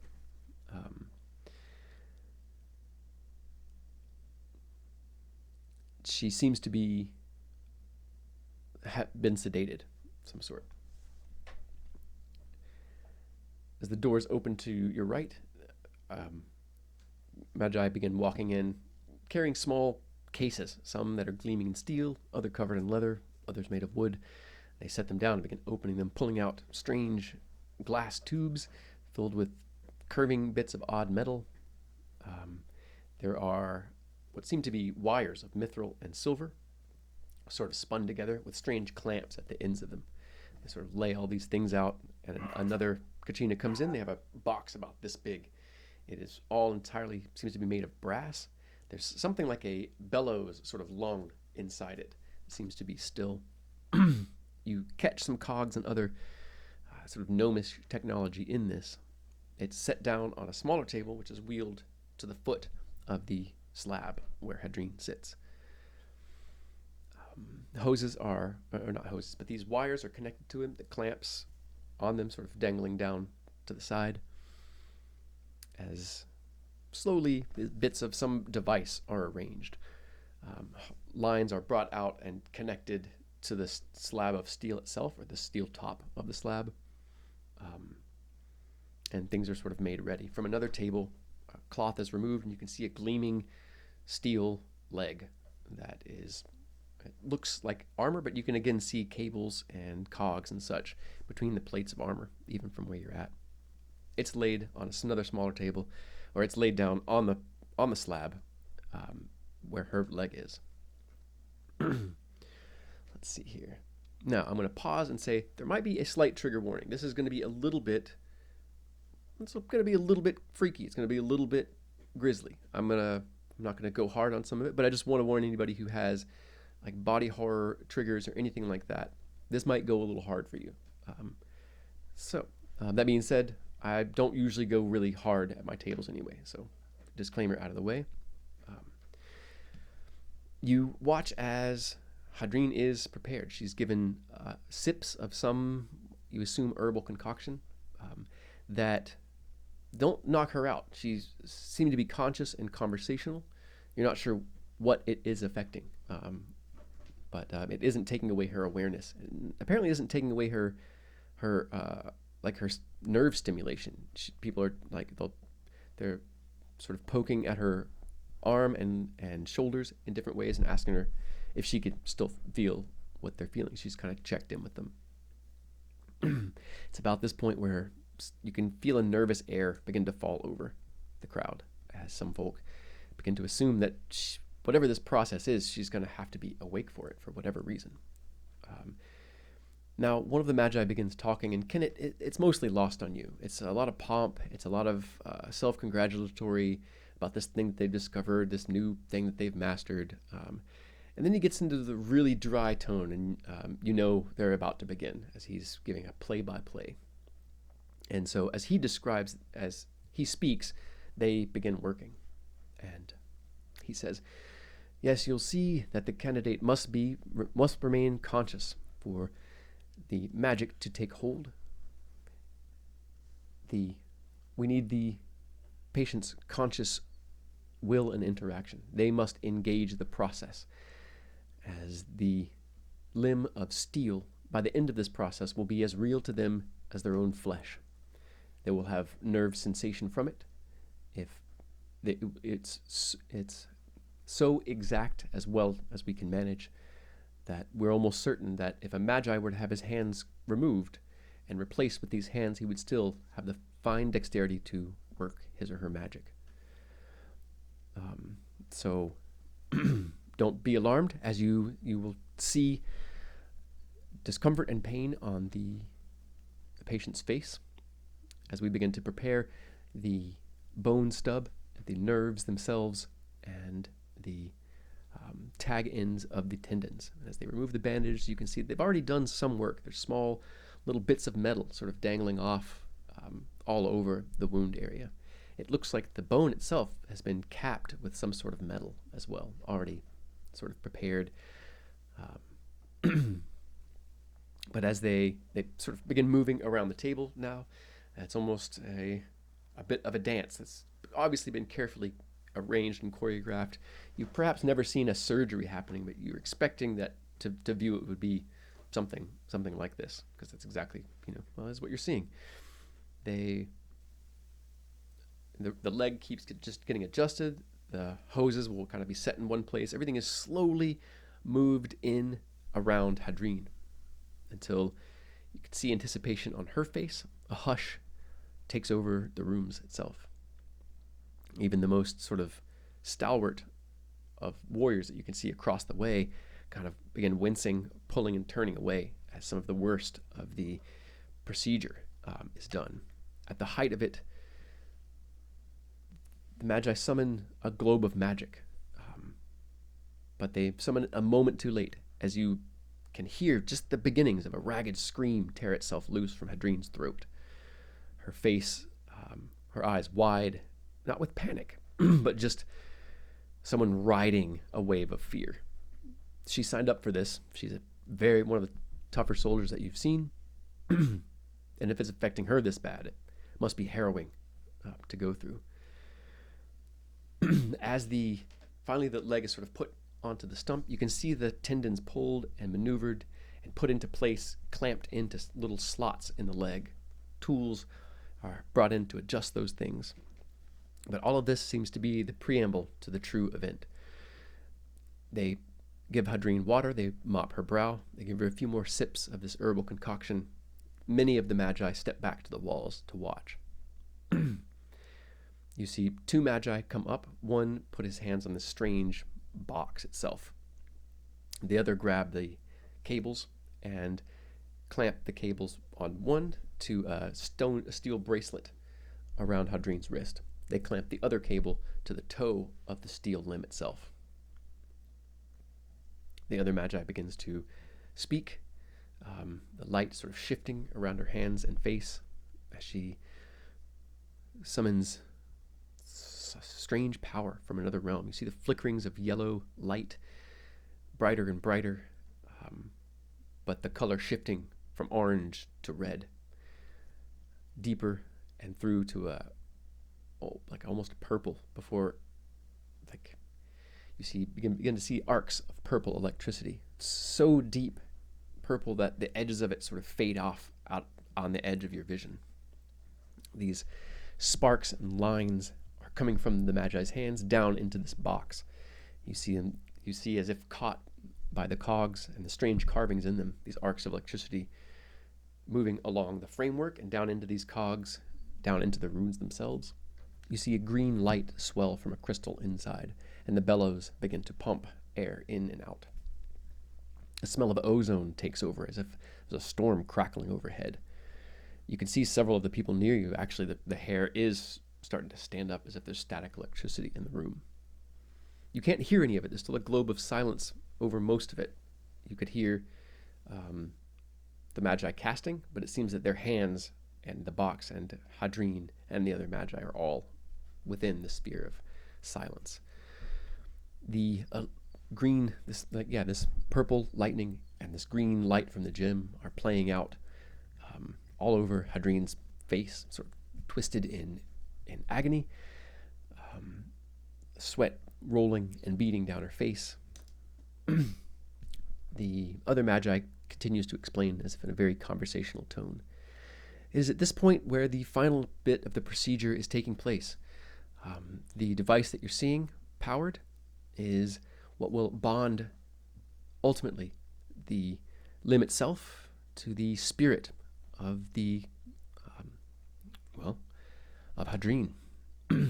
When it is finished, it will be a part of her as true as ever her original leg was. She'll have full feeling and full control over it, of course.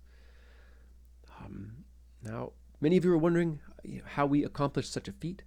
There are many, many, many different steps and many things that were sacrificed, given by the effort. The Zillim made a strange request, one of the hardest that it's been for us to make here. But as you know, without their devices, the effort it would not have gotten started. It is said that Throm, Asherdan, and Vargas promised that their people would give up all gunpowder and all the constituent parts to make it. It's why the effort doesn't use guns anymore. The Zillim, the gnomes, have kept a close lip on what they used it for. And now we have some idea. It seems that there's a bonding agent that they have used that will allow this metal to bond to bone, but not only that, if charged with the proper energy, the right intensity, and a frequency that is in alignment with the spirit of the person on the table, then it becomes a living part of them as well. Although, thankfully, bloodless. Kennit, at this you hear a few other chuckles, finally, very nervous chuckles from some of the other commanders and such in the effort. Now, all of this is playing out while what a scene of terror, you're seeing below you. This other Magi is very conversational, very dry, if self-congratulatory voice is playing out. You see Hadrina going through the drama and trial of her lifetime. It seems there are 3 distinct waves of this. They give her a rest in between, They give her more sips of whatever this concoction is before they begin again. But with this final play, this fury of light and power, and the strange silence of it, seems to be the end. The Magi finishes his speech, steps over to the side. The one powering the cube seems exhausted and leaves the chamber. Another 2 Magi come up and begin to help the one take the clamps and different things off, move the other tables away, and clear the area. There's a brief 10 minutes of conversation while they tend to Hadreen, and then you're able to watch as she stands almost immediately. You can see the pain in her face as she puts the weight on that limb. But you see as if, like the machine leg sort of twitching, righting itself, the toes flex, the ankle rotates, the leg rotates at the knee, it rotates at the hip, as if the whole thing is putting itself through steps and orienting itself to her nervous system. And then she kind of gives a shocked jolt as she realizes she can kind of control it. She flexes the toes, and as like I said, there's that wince of pain as she steps down, and she's helped back out of the room. But Kennit, you're able to see all of this from beginning to end, and this will potentially keep, hundreds of soldiers at it instead of, once somebody loses their leg, they're pretty useless on the Firma, but not anymore, apparently.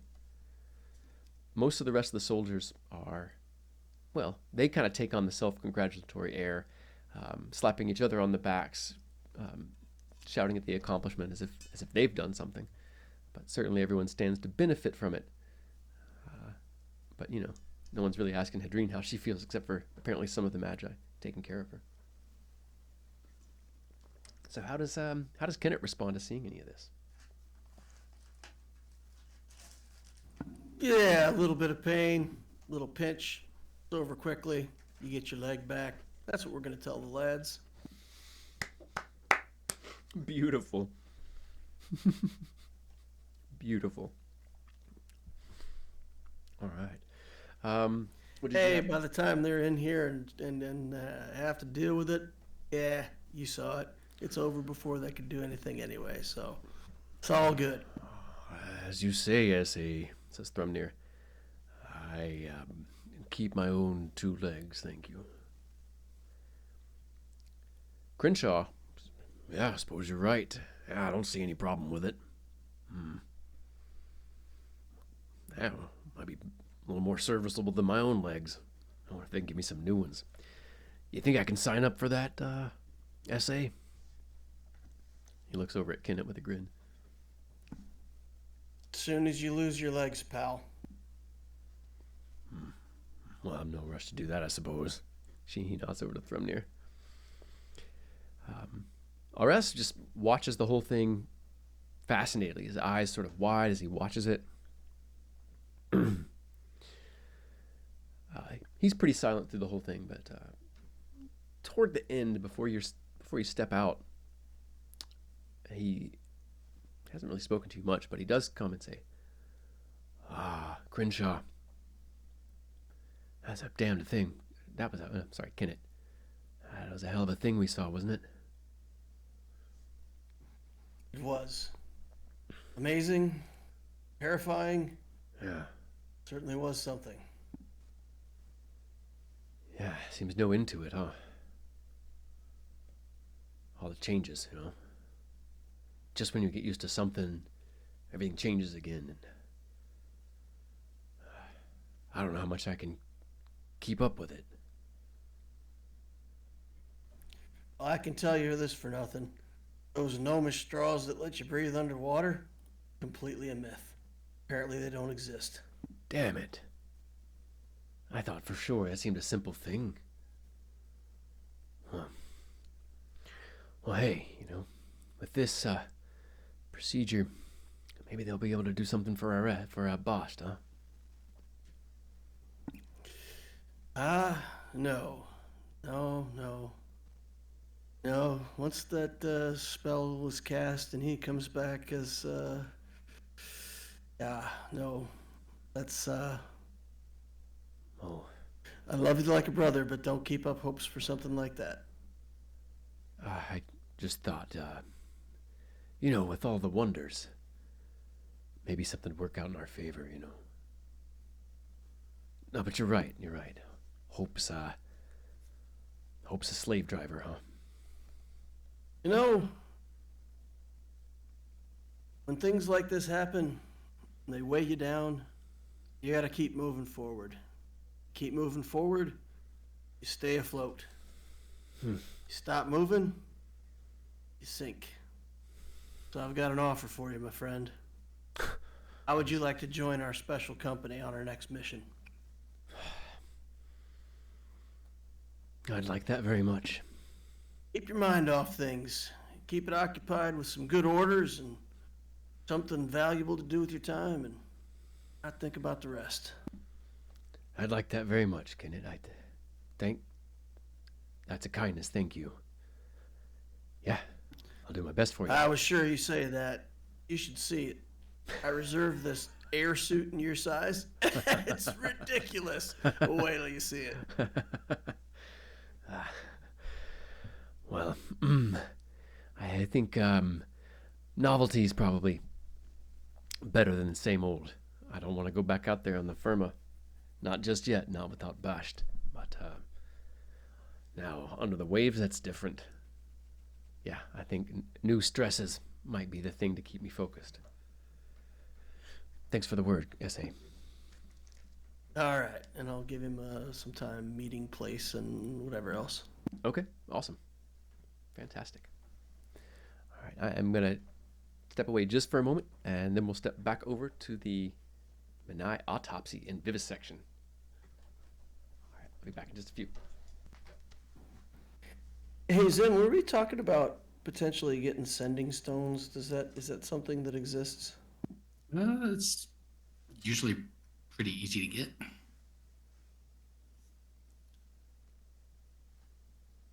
We still have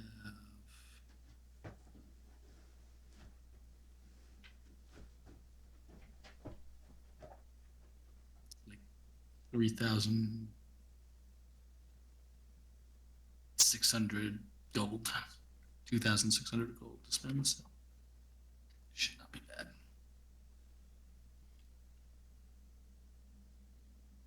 I think that might be something worth looking into.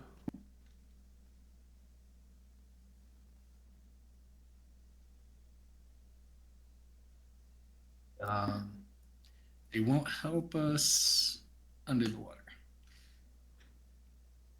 Probably.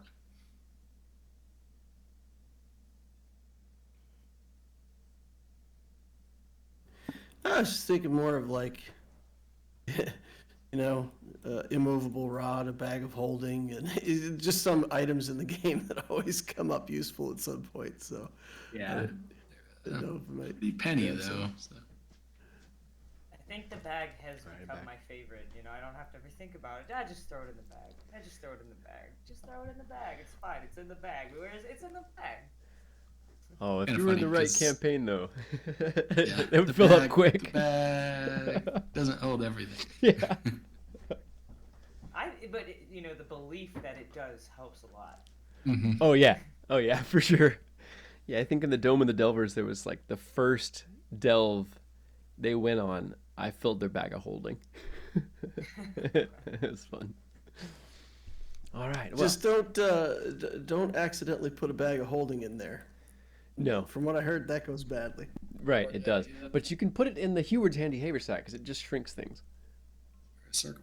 So what happens if you put a bag of holding inside another bag of holding? Well, they finally codified the rules in 5e. A 10 by 10 gateway is torn open into I believe, the astral plane, and everything within like a certain radius of that is like sucked in potentially. Create the black hole Yep. destruction. In the You divide by wilderness. 0, basically. Yes. That's Yeah. fun. Yeah. There's some ridiculous what's- memes and designs on the internet for like what you can do with bags of holding. There's It's engineers. really fun to give it to players. Bags of devouring. Ooh. I haven't heard of that one. Yeah, yeah. I'm trying. I like being a nice GM, but it is fun to throw really tricksy stuff. So like as I get more comfortable running games online, I'm starting to use more tricksy stuff. So it's pretty fun. But I haven't used any cursed things like that. Although I did use my first mimics recently. I've been running D&D for 30 years, and I've never used a mimic until like 2 weeks ago. It was super Wow. fun. Yeah, I stayed away from everything. I just made up my own everything. I just partially because I when was you're a like kid, you don't want to whacking learn all the the rules. chests on our first delve. Yeah. Oh yeah. They're so Oh, nice. they're coming. I've used mimics as stools and benches. Yeah. Oh Like, yeah. how dare you? Basic seat. Yeah, Just yeah. no seats now. Yeah, I think my history, I've been too nice as a GM, and so I've definitely balanced it out a lot, especially, since coming You online and bit stuff. Saida in half. And In half. I was bit in half. Was that the one I wasn't here? No, the roper just like grabbed you and like Oh, one yeah. chopped you and was like, nom. Yeah, it choked me. I talk funny now. If that's you being nice. No, I'm recovering. That's what I said. Like, this is me recovering from being too nice. I'm trying to find that balance. I guess the pendulum swings. Yeah, sometimes it swings a little too far one way.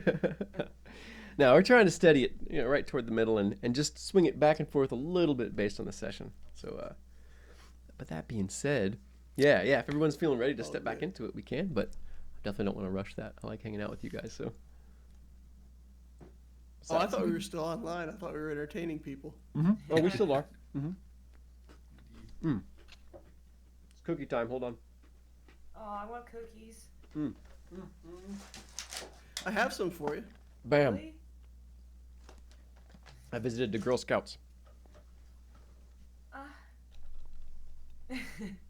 Yeah, I would try to push them through my microphone, but I think it'll mess it up.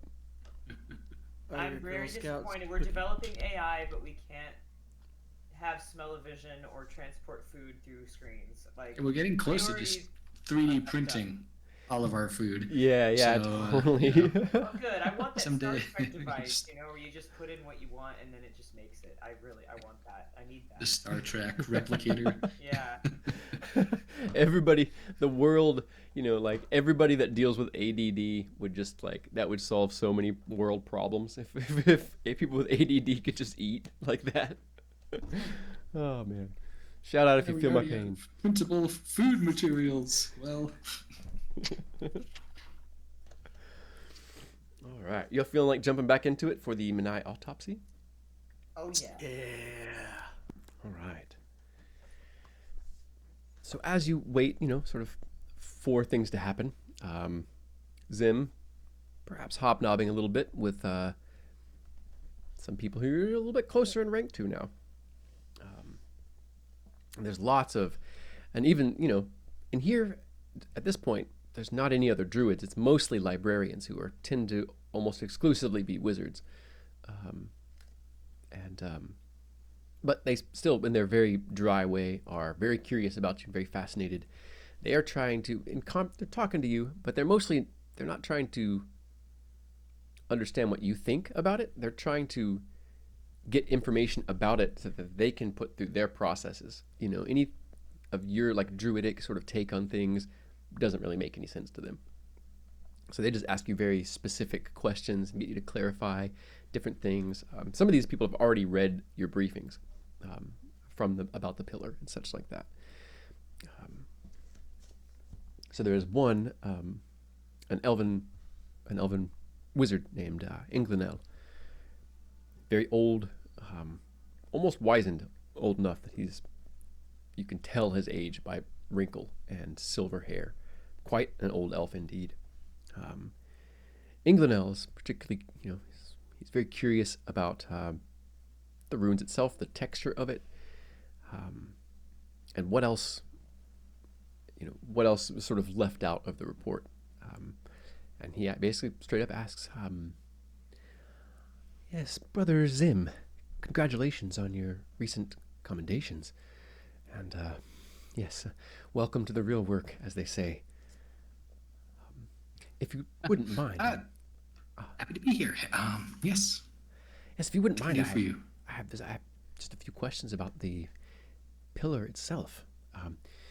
Now, you mentioned that there were two distinct lines of text, one that was a prayer and one perhaps that was more informational, some sort of story or prophecy, I think, as you put it. Yeah, it looked like a tale, I suppose. Oh, Saida is more knowing of the religious significance of places than myself, but interesting. Well, Don't flatter yourself. would that be Saida then? most likely. Though you might want to press the digitator around the area first, I guess. I had heard. Yes, thank you.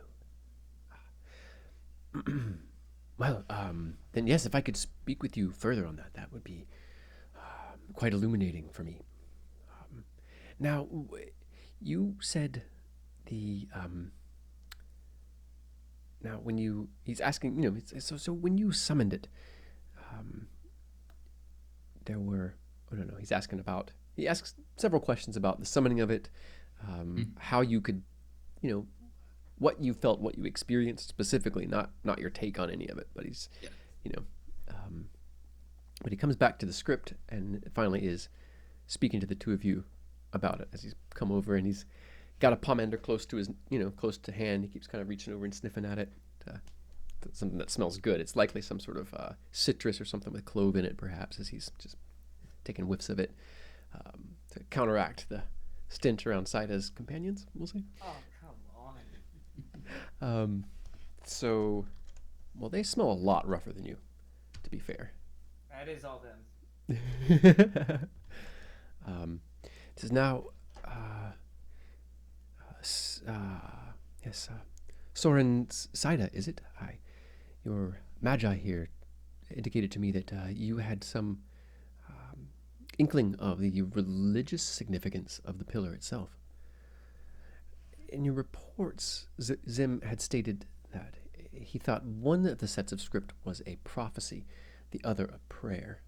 What's, of course, now the prayer itself, that's been given over to the Templars to analyze and break down. But for the rest of us, any of us learned in mythologies and histories and religions, well, we can't help but, at least in our idle time, bend our curiosity toward this prophecy. Now, I'm curious what it was that made you so certain that it was in fact prophetic. It was a amazing experience. It was overwhelming. And Indeed. it filled my body with peace I have not felt since child. That's how you know. Ah, very good, very good. You can make an insight check, both of you can. Both for Zim and for Saida. Checks out. Rolled an 8. Okay. Surprisingly, 21. 21. He definitely is unsatisfied with that answer, doesn't know what to make of the answer, but he's very respectful to Saida and turns to Zim and what are your thoughts? What was it that suggested to you that it was prophetic? There's many cryptic verses we've found throughout time, not here on the Firma, of course, but I was wondering what made it stand out from you. Yeah, I don't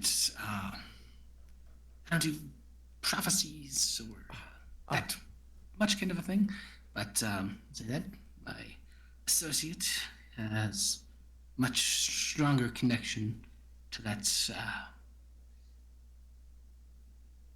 side of the world, and all I felt was a strong presence of the magics, and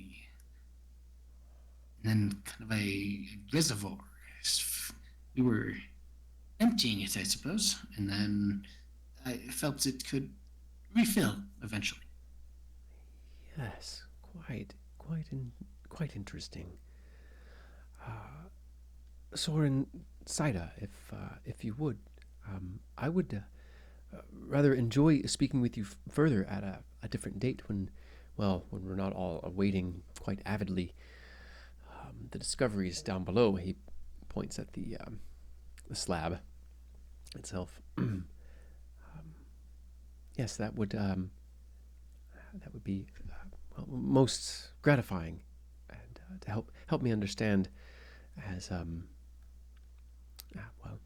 it is my want to do, and my position requires me making some sense of all this. So, if there is some time that you have where we can speak outside of this, I would like to ask you about the events. Was there, when you describe, but for now, I would simply ask you to expound upon this feeling that you had. You can make another insight check for both of you. Zim, no need for you. I think that roll is still pretty significant. You definitely get the sense of he's reaching for some piece of information. Ooh. And he does not keep his cards as close to his vest as he should, because Saida, you're near to certain that he's fishing around about your healing abilities, which is alarming. That some sort of whisper of that may have already reached him, but of course this is one of the higher up magi. They have all sorts of different magics potentially.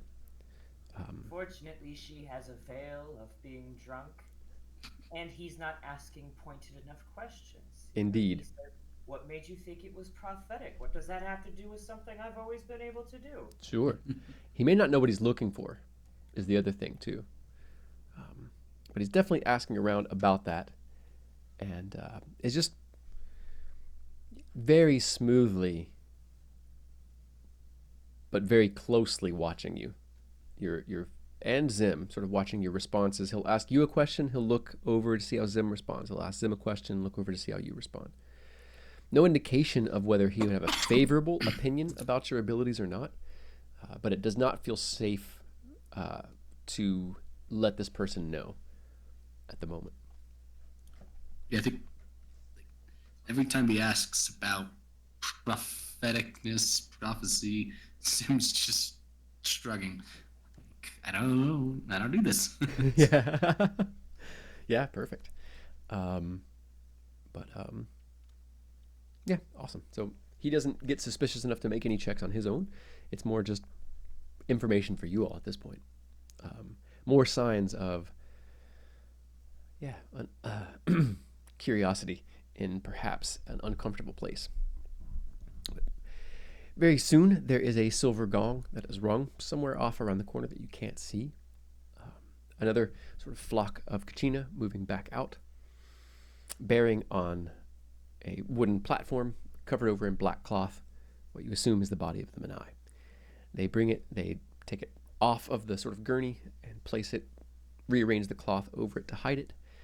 And some of the ones who will be performing the work begin going through their tools, putting on long leather gloves, putting on, essentially this sort of something like a plague mask. These are a shell that they use that's common in the ocean instead of that long leather beak. But they pack it with cotton, other herbs, and it's probably enchanted as well. But it looks like when they're kind of about to start, Zim casts Detect Magic just to watch with the sense of the arcane. Nice. You see a flurry of activity from several other mages as they do the same thing. There's two of them that don't do anything, but you can see the magic, the Dweomer sort of around their head, as everybody in here cast Detect Magic. Two of them did it without moving or saying anything. The Kimura was one, and the Magi, that Inglenel that you were just speaking with, is another one. And that's pretty rare among librarians to be able to just do that. But everyone sort of turns and begins attending now. Many of them, of course, except the soldiers across the way, now armed with arcane sight. Finally, the cloth is removed. You can see the menai has been stripped down to its own, stripped down naked. You see a complete lack of any genitalia or distinguishing marks. There's no nipples or belly button. They are bone white pale. The only difference is that in death, their eyes are a little bit gray as opposed to that shiny black. Same thing with their hair. You can see the many, many wounds and burn marks and just, the hell that you gave this creature. Even laying there, succumbing to the the many feats of violence that you visited upon it, it's still alarming to just be this close to it. It doesn't look any more or less dead than it did before, except the color's changing. Its skin is a deathly pale, just like it was before. Slowly, the wounds are drawn further open. That strange sort of device that one mage keeps coming up and cranking. And as I said, there's a hose attached to it, and different attachments are put onto it. A drill, several different types of saws, auto, like some sort of powered scissor-like thing, are put at the end of this. Someone occasionally comes up and cranks it, as slowly this thing's flesh is sort of snipped open. Its arms and legs are pared down to the bone, to tendon. Its abdomen is opened up. Several strange things that don't look anything like an organ that you've ever seen. They bear only the most passing resemblance to things that you've seen in fish and reptiles and things like that. It seems almost to be more animal or more monstrosity than it is anything like the folk. What blood is left, they're collecting in another vial, and it's that thick, clear, faintly blue, but not nearly as dark as what the manticore blood is. Now, as they're opening this thing up, one is taking notes. Several other have small lenses that they're holding up and looking. They're obviously brightly enchanted. You can see that. Most all of the accoutrements they're dealing with are highly enchanted. The slab itself is as well. And you can see several binding spells over the menai. Likely a small globe of silence around its head. Just things like that. Precautions. They don't know what this thing can do. Even dead, people have seen these things drop and get back up more than once. But not nearly as much as the Lear, apparently, are capable of doing so.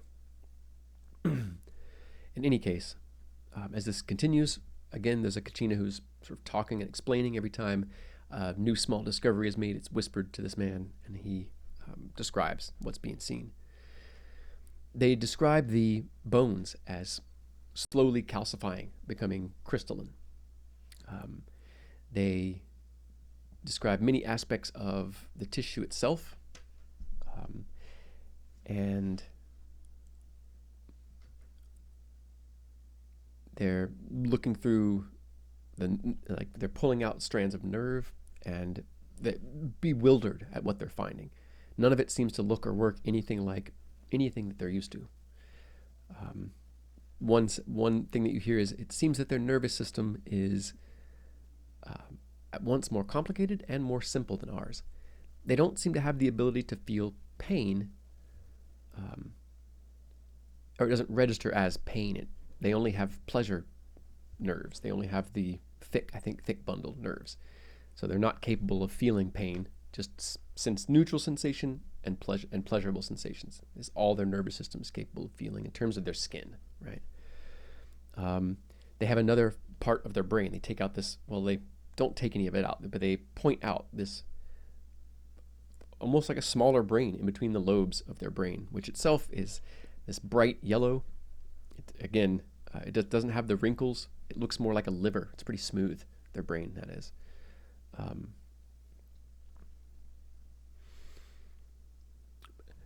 But as they are pulling pieces out, the mystery sort of continuing to grow, more and more information being written down and shared with you all. Another thing that they say is it looks like their bodies have been heavily altered by magic, like heavy use of change self spells or alter self or polymorph, that in certain situations can become permanent. It looks like this figure, and maybe the whole species, have altered themselves magically somehow, but it looks deep in their system, like not a new thing, like maybe they've been doing it for generations, because they are definitely not anything like anything that they've dealt with. They're much more similar to, the closest thing that you all have found is the manticore, but even that is light years different.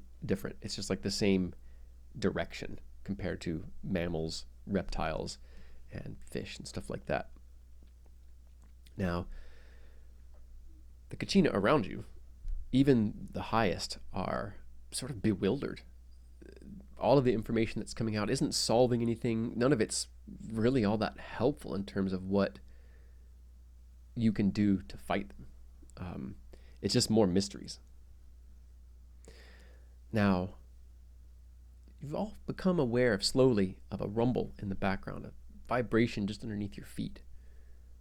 It's building and building and building, and you all, one by one, over a few seconds, become aware it sounds like a storm is raging around the room that you're in, which couldn't be, because you're deep inside this strange magical construct known as the Halls of Silence. But still, you're hearing thunder break across the sky. You're all hearing shouting. Suddenly, the figure on the slab begins to twitch and shift. The mycelial dangling of its nerves sort of drawn in back toward its body. Some of the skin seems to flap over itself, as if some magic is taking effect. Its eyes suddenly grow dark, like shining black pieces of jet. It leans up off the table. Lightning scatters from its bones, the flesh still hanging from it, scatters from its bones. Its chest still splayed open. You see one organ in there shifting and moving. All of the rest still. Its eyes and this one organ would be the only thing. You see there's no chance of any blood moving through it. Zim, you can make an Arcana check if you like. Yep. Of course, that's okay. Only a 10. Okay. You have no idea. It could be some sort of enchantment. It might be necromancy. It is complicated. You think it's probably more than one school of magic. In either case, as lightning flings from its fingertips, arcing onto the balcony railings in front and near you. 6 of the magi who are in the room are knocked flying against the wall and are still. The Kimura turns and looks at Saida and Zim. Now you see a very young dwarf. Make insight checks or history checks. As the dwarf looks at you, her eyes bright with intensity. 3 for Zim. Okay, and a 7 for Evelyn. Okay. Something familiar about the cast of this woman's features. But she says very little. The menai attack. It's time for you to go fight them. I think this is a good spot to pause for the session. We're about at time, just a little bit over. But as the Kachina turns and levels that on you, you hear it in your mind. Kennit, you're not sure where the rest of your company is, but you hear the same words in your mind. You can feel the same thing from where you're at. The halls, you're already moving out of your viewing area, however. You're pretty sure you're at least in the same hallway as the rest of your companions. You don't know which room they're in. Everything in here looks identical. It's a 3-dimensional maze folded in on itself. It's impossible to navigate without being a wizard or having a wizard nearby. But you hear very clearly in your head the words of a dwarven woman say, the menai attack. It is time for you to go fight them. As clear as day. And you know beyond any doubt, and you don't even know why you know this, but with that information comes, you know that your companions, your company, has just heard the same thing. Now for Zim and for Evelyn, the menai, it's lightning scattering across the room down beneath you, even arcing up to the railings around you. It seems as if the Kimura is going to take care of this herself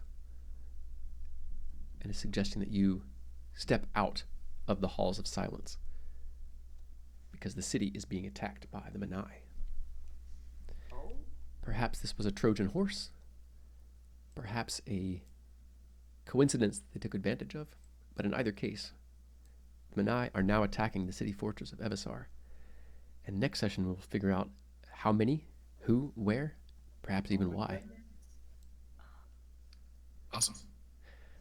Awesome. I think this is a really fun session. I always like, I think this is our first session without any real combat. Am I right? No, last session we had very little bit, I think, toward the end. But yeah, pretty fun getting in, getting a little bit developed, setting up, well, the next stage of the adventure, but also your next set of missions and everything. Excellent. Well, all right. So let's check in really quick before we sign off. I am going to flip over here where I can see some other stuff. So let's check in. How was the session for everybody? Pros, cons, standouts, disappointments, anything? How about you, DL? I like the storytelling. You know, it's pretty, Grizzly getting a leg replaced and whatnot, but it kind of brings context to sort of the hardships that these folks have to endure to try to do what they're doing, and keep moving forward for better or for worse. Sort of the mix of hope and desperation. So I love the storytelling, man. Great job. Heck yeah, thank you. I appreciate that. Heck yeah. How about you, Pon Pon? Any thoughts, notes, ups, downs for the session? I thought it would be fun to read this little thing I wrote, Saida's response to seeing the menai and hearing that they can't feel pain. Oh, I love it.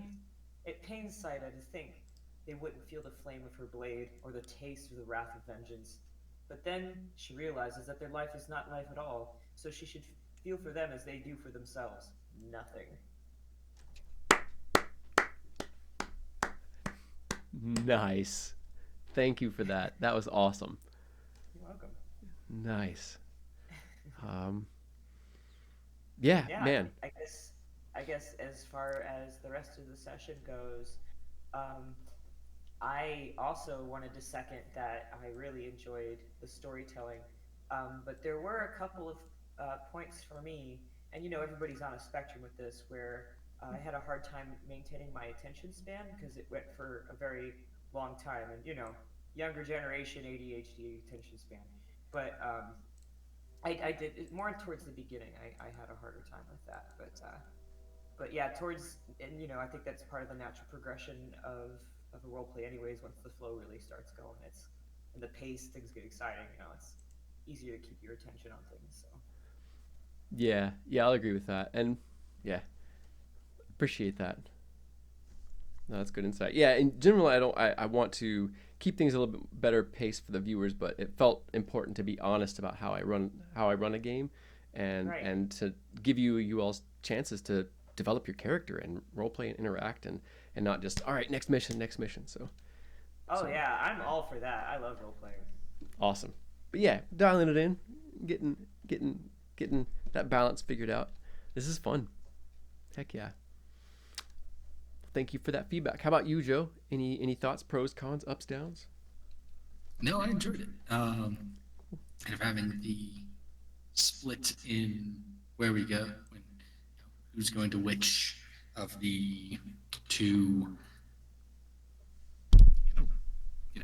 menai dissection, and then this very interesting amputation and replacement of these just made prosthetics. Really shows just how difficult and intense this world is. Just part of why I enjoy it so much, and just getting to hear a little bit of what everyone is doing, I think also really helps us understand those people, and I really enjoy those small moments. Me too. Like, yeah, there were just some really awesome character moments that if we just rushed into another fight or another mission, like, they wouldn't have come out. So I was really happy for those too. Saida, you had some awesome role playing moments, and you had some good moments, even though the dice weren't necessarily with you tonight. You know what I mean? Oh, I mean, I think they were 50-50. There were some great ones in there. Okay, yeah, there was a nat 20 right off the bat, wasn't there? Yeah. Yeah, it was like a 1 and then a 20. It was kind of like back and forth. I kind of enjoyed them. They made sense to me tonight. It was good. Yeah, heck yeah.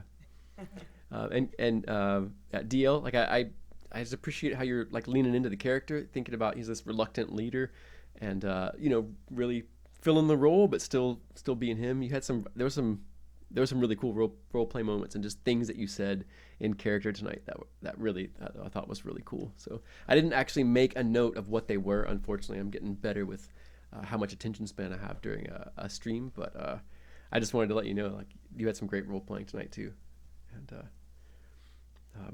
and yeah. So Zim, I think also, like, you're particularly impressive because you've been through this. You have a lot of metagame knowledge about this, and you're just doing great. Like, there's no hint that you know anything about this scenario. So, like, it's really great. All your character stuff is really fresh, and like, Yeah. it's almost like you're using your metagame knowledge to do things a different way, but not to like capitalize on them. And I really respect and appreciate that as a GM and as a gamer. That's hard to do. It's hard for me to do when I'm playing a game and I have meta knowledge. Forget about it. So, like, kudos, man. Y'all did great tonight.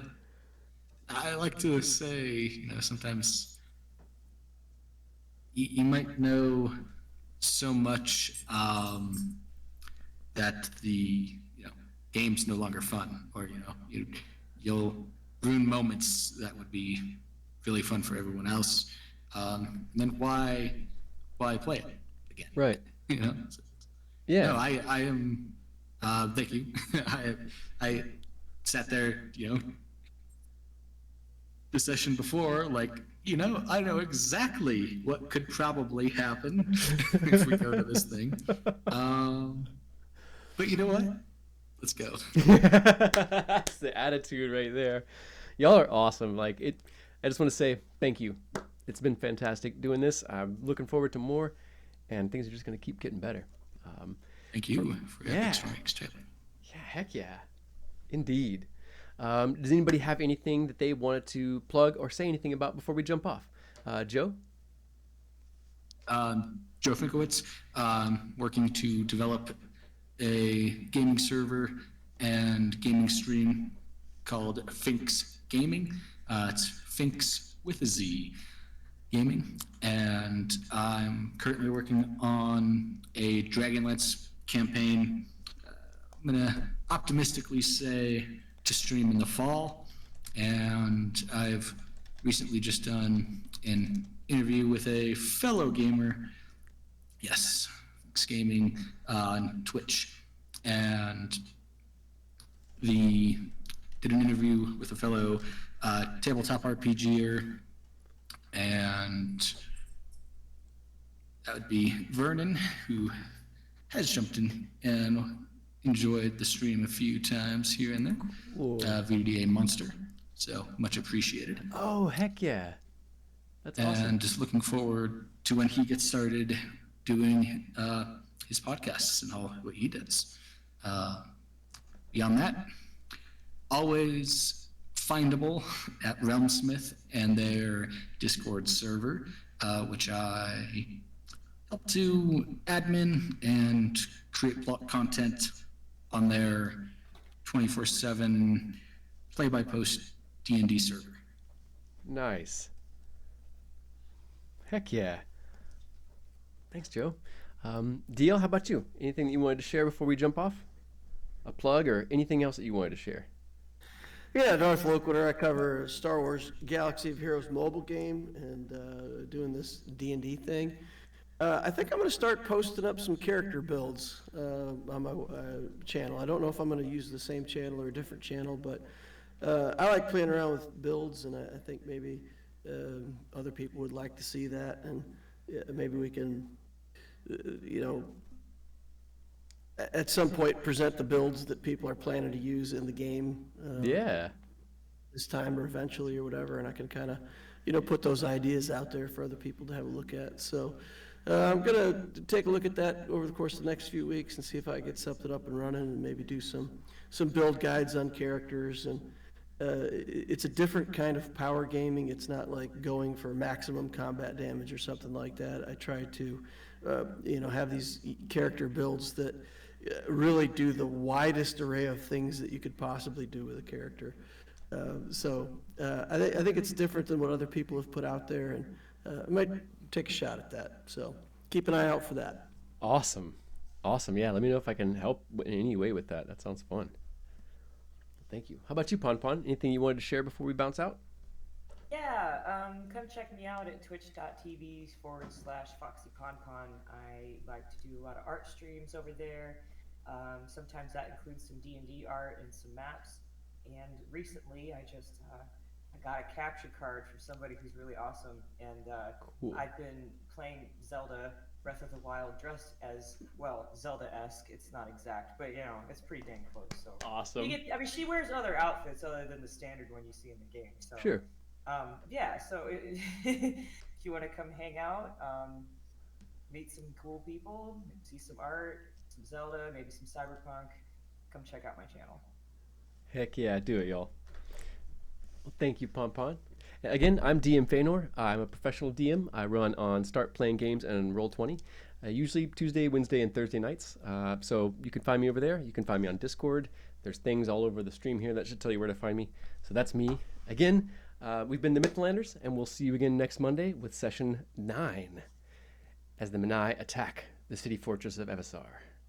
Thanks, everybody. Have a great night and a great week. Hit me up if you need anything, and take care of yourselves. Bye, everybody.